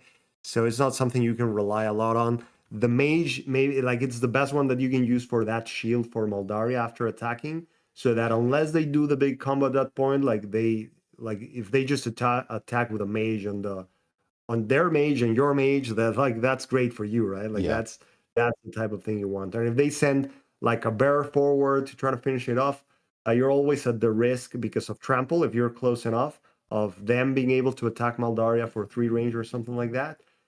Yeah. But yeah, so that's a possibility. So as we can see, I would say like it's a like this. They have an advantage. The polar dwarfs have an advantage in this matchup, but the Phoenix Elves do have a chance. It's not like it's impossible for them. They just really need to make sure that they play to their strengths. And if the Polar Dwarf player makes a few mistakes or doesn't align things well, like the Elves can really exploit that and just come like ahead in that economic game. At the end, I would say try to not discard like almost any unit except for maybe some Guardians that you're going to need to discard because you do want to play like some champions, at least one champion, maybe even two, like we saw in your game, like you were able to play two. And Yeah. and yeah, well, I guess once we cover the cards, we'll talk about that. But yeah, yeah, I would say that's the main approach for the dwarves. Really, you have to be just first like doing that trade game with the arch with the mages until you manage to do the combo and then try to make sure you move multiple gates forward. Ideally, like if you manage to wipe out any units that they have in that exchange area of the fourth row and send multiple gates there, like that's as the best position you're going to be on, because then it's easier just to be clogging their gates with your gates, and just by having the threat of the bears, it's hard for them to clear those gates because they are in front of their own gates, right? So it's like they'll probably just be getting like one attack through the side, and then it's easy to be exposed. So that sums it up, I think, for them. Really, just having that threat of those big gates clogging their gates removes a lot of the threat from the beasts dealing like damage, and limit how what Maldaria can do. And if Maldaria still like just attacks you and leaves herself exposed, just punish her, right? Because Yeah. after you hit her once or twice and she's at 2, 3 life, it's easy to just like do the combo for the kill because you Yeah. sent a barrel the way forward, or you just surrounded her. So at that point, it would be hard for her to even keep playing and survive. And Yeah. so yeah, take any shot you can at her. Yeah. Hmm. Yeah. Yeah. It makes sense. And it seems, yeah, with just the combo and with such healthy units, like it's, yeah, I think that's what I would say is what leads as far as advantage here is like it's just fairly easy for her to advance. I mean, honestly, I feel like it's mostly just the combo. Like the ram shift combo can just like if that wasn't so devastating, it would feel like this would be pretty even with just like interesting trades. But ram shift just comes out and can just devastate the board and put it in a much more favorable position. And suddenly you have a bunch of forward gates. I feel like that's the biggest part that gives Far the edge here. Would you agree, or what would you say? You like? Completely. Yeah, that's it. Because that doesn't allow Moldaria to play its game like what they want to do, which is have those midfield positions to summon like the beast and deal damage and destroy stuff. Like it Yeah. nullifies that, and then it doesn't allow Moldaria to do its like her thing with those attacks and bringing stuff back because then she's exposed. So it's hard to prevent. Right? And if you put something in front of that big gate to stop that summoning spot, then it's like you're just giving them a great target, right? Like they're just gonna destroy it easily because your units, most of them don't really have like high health, the ones that you're gonna be using. So there's kind of like no winning in that. Like the best you can do is try to manage it, like I was just trying to do. like little by little and taking it easy, and also not giving you great targets, and sometimes just having to sacrifice like a few resources to try to just kill as many mages like the mages so that you didn't even have the range option. But as you saw, like the pressure was also on me there in great part because you were the one clogging my front gates. Like you could just really do nothing and just do like a single attack on my 10 gate to force me to start having to bring stuff forward. Yeah. Yeah. Makes sense. Well, you want to go over the cards Let's really take a look at briefly? the. Yep, Yeah, let's go sounds to the good. card. All right, all right. Let's start with the Phoenix Elves. All right. So okay, so we covered what Maldaria wants to be doing here, but let's look at the all the other cards. So Spirit of the Phoenix.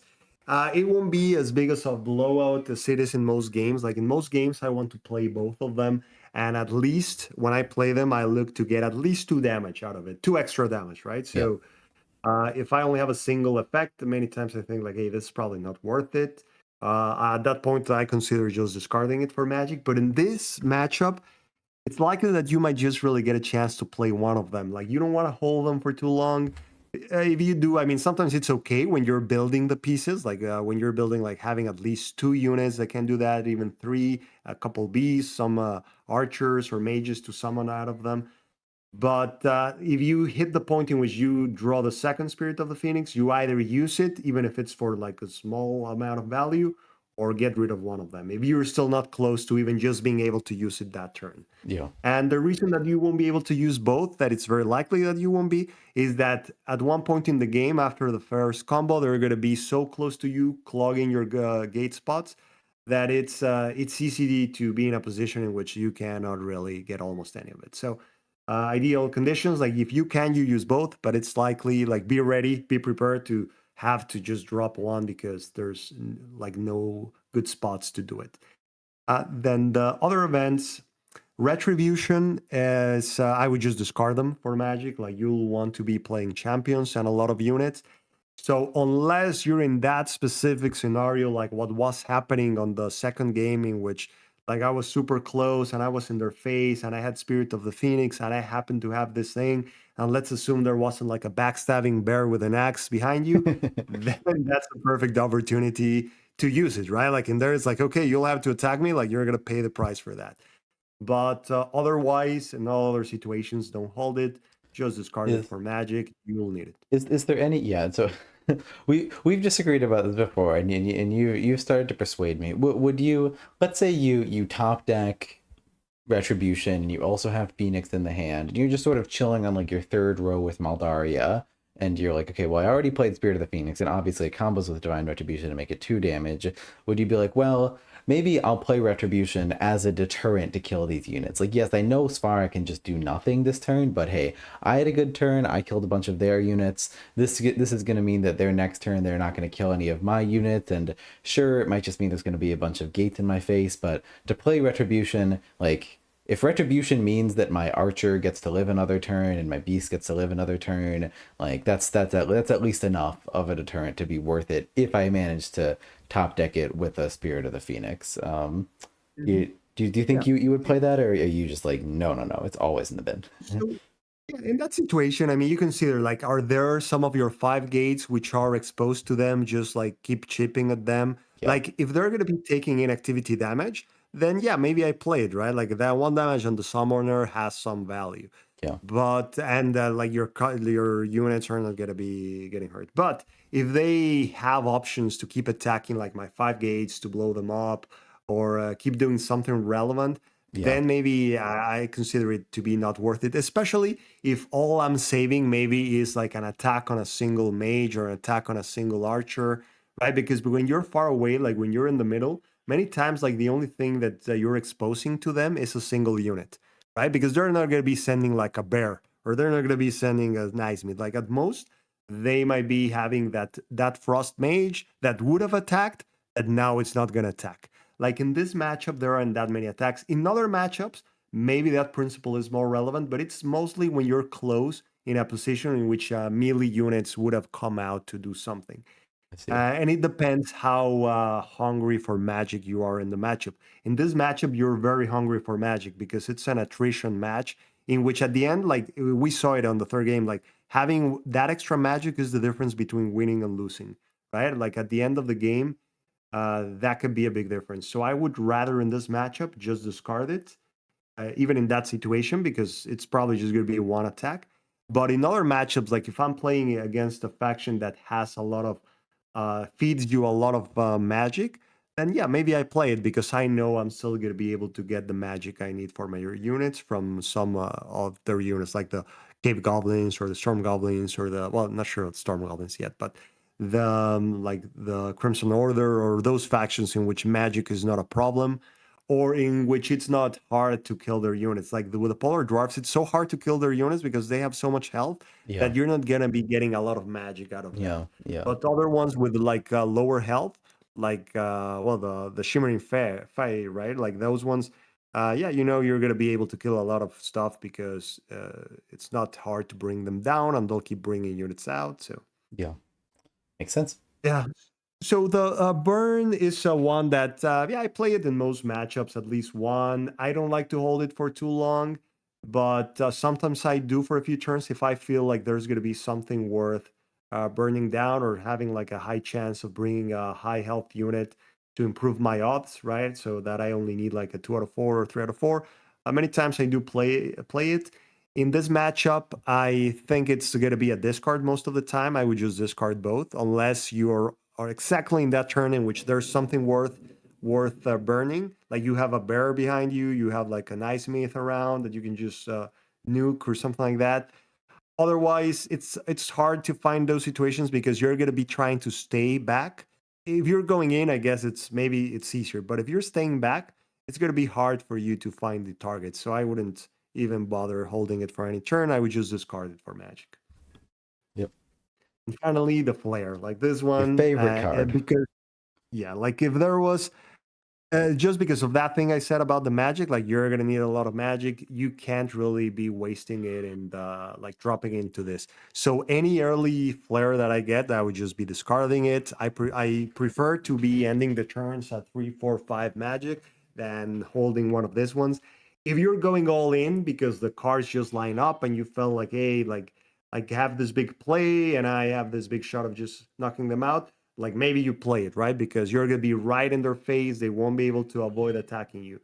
Otherwise, if you get it at the end of the game and you feel like there's going to be enough magic for you, like no point in discarding it, like maybe you, because at the end you really have to be pacing things like I did in the last game. I had this one a while back and I was like, no, I had both. And I said, I'm just going to discard one to get to 5 magic for the champ. I'll keep the other one for the end game. At that point, it makes sense, right? But other than that, don't prioritize it because you'll need all that magic for the champions. So the champions, try to play Fanessa is your best bet. Just overall value, Fanessa is going to give you that.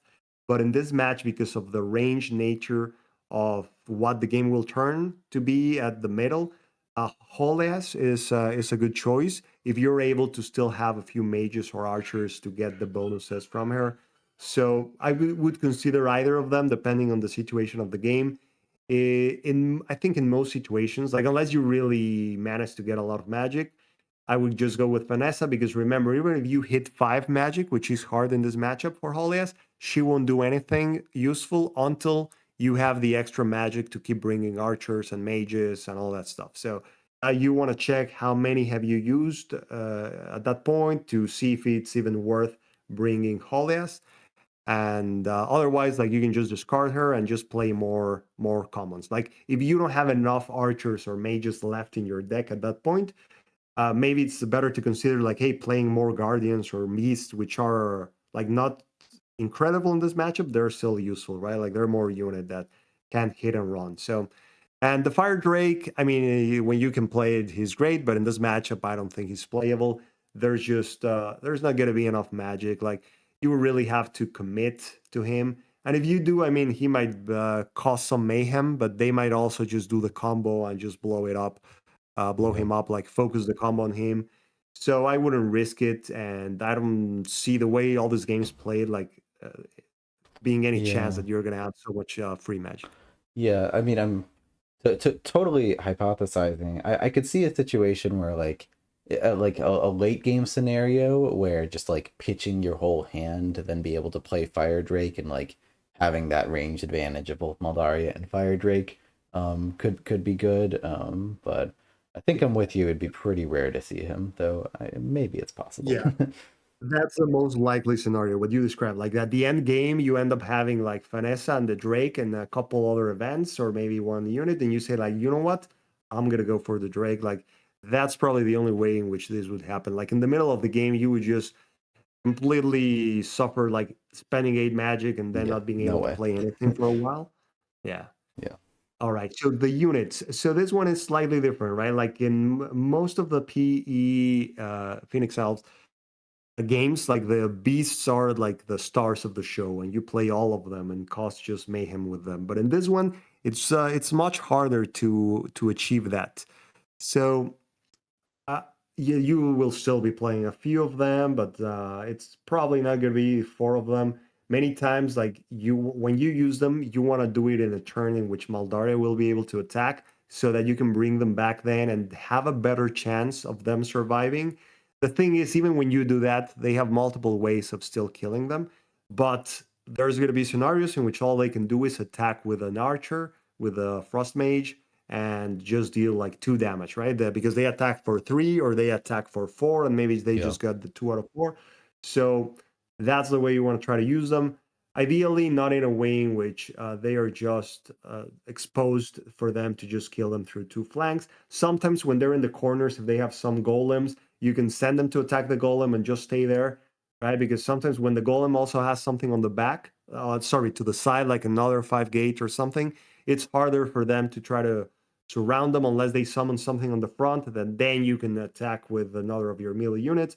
So that's okay because they're going to be attacking the golems for 3, the golems back for 2. So you know, like that's a good situation to be in for those.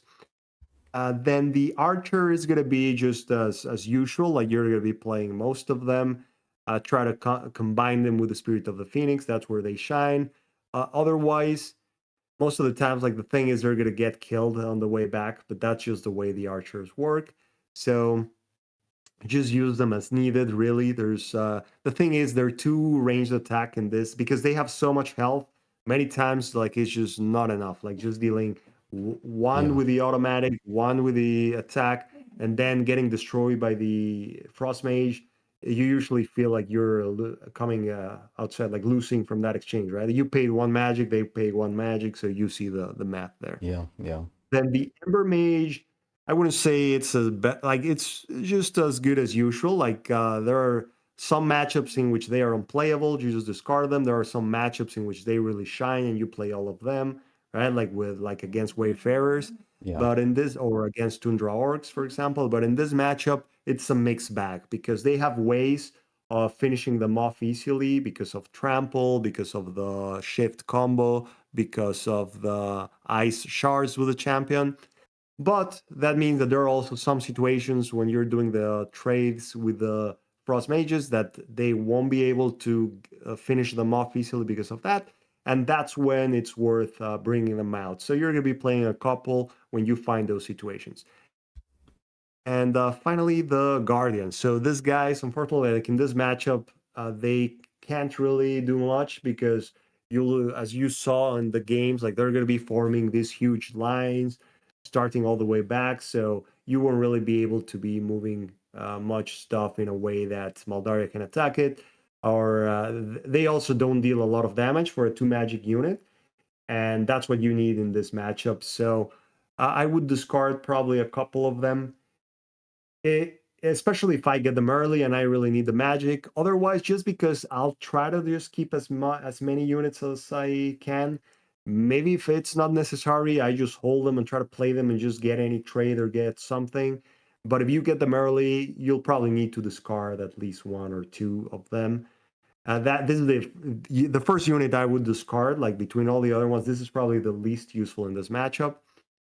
yeah, So I would rather discard them than discard like the Ember Beast, for example. yeah. And in the late game, end game, like they can be useful, right? Like those guys can just allow Maldaria to be always hitting something. So yeah, so that's it for the Phoenix Elves. Let's like look at the other guys. Okay, so Svar. So we've talked about the strategy. We talked about like the combo as usual. Ice Ram, Glacier Shift. They're amazing and they are as good as usual in this matchup. Good enough that you would want to make sure to play both of them, right? Like don't be tempted to maybe discard one piece because you need magic or this or that. Like always make sure that you're planning around the fact that you want to keep those pieces until you can play the combo, and you want to play both of them because that's the key to the matchup, right? Like getting everything in their face so that they cannot be doing the type of plays they want and that they cannot use Moldaria effectively. So that's it for the Glacial Shift combo. The other events are also like the both parapets. Make sure to play them. Like they're just amazing in this matchup and most matchups really. Like you will never discard those. And then the ice repair. So ice repair, that one it's it's situational, right? Like in this matchup, I think they are better than usual, and I wouldn't discard them unless I need to, or unless like you got it really early and there was nothing for it, so I would discard it then. But if I already have like a few gates that they've been chipping at, and I have like an ice golem that has been injured, sometimes the ice golem will have to be part of your front line and will be trading. So that's the perfect scenario to be playing them. So you'll probably be playing at least one if the situation arises, like get some value out of both. Even keeping those big gates alive longer, it's very useful because it just changes how the Phoenix Elves can play. So it's worthwhile. Then the champions, Nadiana as usual, like is just an auto discard. It's unlikely that you'll find a situation where she's useful because you will also be struggling a little bit for magic. Like it won't be as easy to obtain as in other matchups. Then the champions, as usual, Jared is the one that I would try to play. He's really good in this matchup. Like it can really devastate the Phoenix Elves. Like once you have those gates in their face. So I would almost say like this guy is almost a must play in this matchup. Like I would discard aggressively some of the other things like Ice Smiths or Bears to try to bring him out. I think he's really valuable in this one. And finally, Olag. I mean, he's useful for sure. He's not like amazing. I wouldn't like go out of my way to have to play him if I can play other things. Like sometimes but if it's like the end game scenario that is your last card and you don't really need magic for anything else immediate, like it's good to play him for sure. But nothing out of the ordinary. Sometimes a bear is just going to be a better deal. Like just playing two bears instead of Olag might just turn out to be a better deal. All Yeah. right, so let's look at the units. In the units, I think it's the usual value that they have in most matchups. So the Ice Myth is just going to be situational. Like you'll probably play one or two just to have it on the back ready with a counter, so that with a boost, so that you're threatening like a massive damage with a bear, or yeah, pretty much that, right? Like with Maldaria, she won't be able to play so freely if you have one of these guys around. Sometimes, like you might need to use one to try to bring down an archer or something like that. But in this matchup, it's not that likely. You'll probably end up discarding at least two of them just for the magic that you need to play your ice golems. The ice golems is usually you want to play as many as you can. Like if you can play the five of them, yeah, that's go ahead and do it. Like the more you have, the more flexibility you have for the combos, and even having this guy clogging the front gate, like it's the threat of summoning out of him, so it's as good as the 10 gate. So try to play as many as you can. And the Frost Mage, same thing. Like you wouldn't discard any of them. Like just play all of them, and they'll allow you. You always want to have one in your hand, like whenever, because they're going to be bringing them down too. So it's always great to have a backup one ready to keep shooting and keep biding your time while you get the pieces for the combo. So they really shine in the early game as usual with a frost mage. And finally, the bear is more like situational, expensive card. That it's not that it's bad, but it's really expensive, and it's easy for them to just focus on it and bring it down in one turn. So if you only get like one trample damage and 1/3 attack, and then they kill it, you always feel like you are losing on that trade. So you'll probably discard at least a couple just because there's not enough magic for Jarmund and all the ice golems. But try to keep one at the end of the game for the end game, right? Like unless you get unlucky, like in your game in which you had to discard all of them early because they came there. It's good to at least have one for the end game when you might be getting like that extra magic, and try to align your gates in a way that if they send something forward, there's always the threat of the bear, right? Like sometimes you're able to get the trample and not end up getting the bird too exposed, like too close to the enemy side. So, like if you're only leaving one flank exposed, that's a good use of the bird because if they want to bring something else to it, like there's always the threat of trample again or at least getting another 3 attack, it's worth it at that point. It makes it worth it. But just make sure that you're not leaving him like with a double flank exposed type of situation. Yep, makes sense. Yeah. Anything you want to add? Yeah, no, I think we covered it, and I think we covered the strategies. It's a fun one still. Yeah. Yeah, I agree. I agree. It's a fun matchup for sure. Like that last game that we were playing, that's probably one of the most exciting games that I've played in a while. That was and Yeah. it's extreme. Yeah.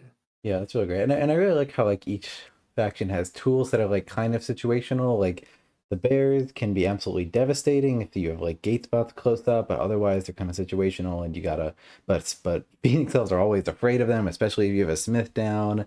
And on the Phoenix Elf side, I really like the Ember Mages in this matchup, just because like a lot of times, a lot of matchups, it's either they're really good or they're unplayable. Like they're like pretty like Mhm. unplayable against like Savannah Elves, but like they're super good against Tundra Orcs, just because they like Tundra Orcs just have no way of doing damage other than the 3 attacks. And this matchup, it's like both of them. Like if Polar Dwarfs haven't advanced yet, like they're just like they're great like because they can really it's going to take 2 attacks to kill them, but if they've advanced now they can start trampling them or ice ramming them, and that's really interesting. Yeah, Yeah. and Phoenix Elf's champion suite always leads to interesting games. Yeah, it's fun. Exactly. Yeah.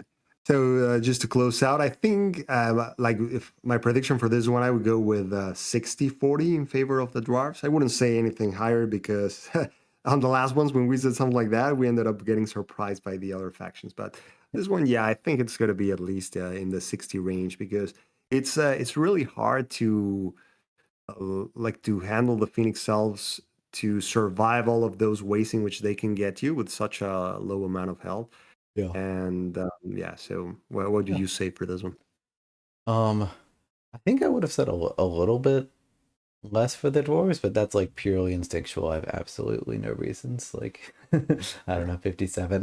Like, but yeah, when I do think about it, like it is pretty consistent to get that combo out. I don't know. I'm always hesitant to go all the way to 60, but yeah, it's tough. But Malaria definitely has a chance, but that sounds about right. 60-40. Mm, We'll yeah. see. We'll see how it turns out.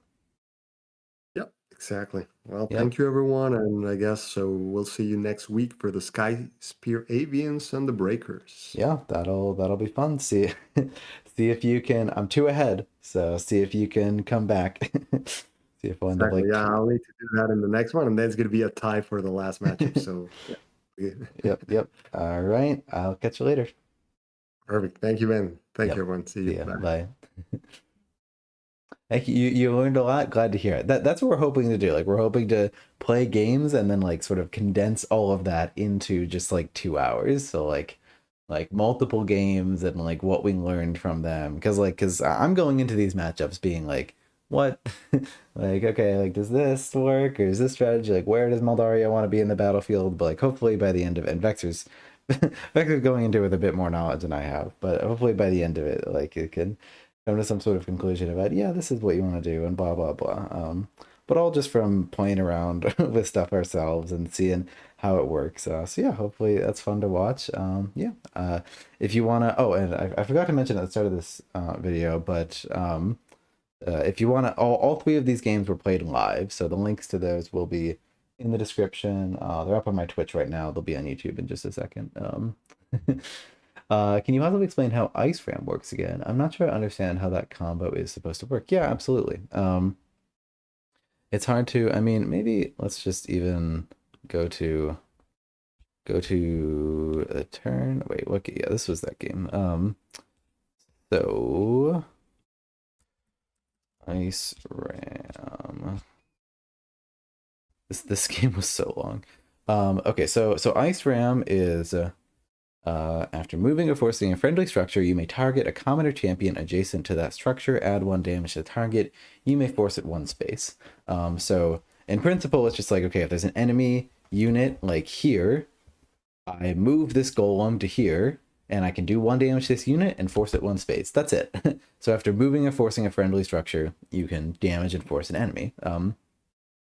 Or your own unit, as it happens as well. And so that then combos with Glacial Shift, because Glacial Shift is target 3 friendly structures, force them 3 spaces. So normally you are going to get like 3 different uses of Ice Ram out of like 3 different ice golems moving, but now that's 6 because you're getting to force 3 units with 3 units with the Glacial Shift. So yeah, that's just the Ram Shift combo, and I'll show it here too. You can even do like the sneaky tech where like say this is a golem here. I mean, you're gonna see this in the play. You move your own golem, it then forces this golem, and then that golem gets forced here. But because you can damage and force your own units, and I just damage and force my own unit, so this can now damage and force something else. So you can do like an infinite chain of like, I mean, well, not infinite, but you can damage your own units for a while if you really want to, but that can let you get some extra reach here. So here's an example of a ramp shift combo in this game that we just played. So I damaged my own unit, so I played Ice Ram, that one moved, forced this one. I still have 2 more moves. Spar moves to force a golem. I force this one to the side to get Vanessa. And then I play Glacial Shift. I must have already done the moves. That's the first Glacial Shift. Second Glacial Shift moves this guy up here, and this is still part of the second Glacial Shift. I'm just damaging my own guys to get like extra reach. And then this is the third Glacial Shift over there, damages that as well. Can't force it because of Maldaria's ability. And then that's Jarmoon's Ice Shards momentum damage. So yeah, that's that's how the combo works. Lots of pieces. Yeah, please tune in and ask questions like that, because there's several things that like we're trying to make the strategies as comprehensible as possible, but we might just gloss over things like that. So please ask. That explains a lot. Yeah, good. I'm glad. Yeah, well, thanks everyone so much for tuning in. I'll definitely be streaming, doing some more, especially with the Fae and the Storm Goblins just came out. I'm gonna be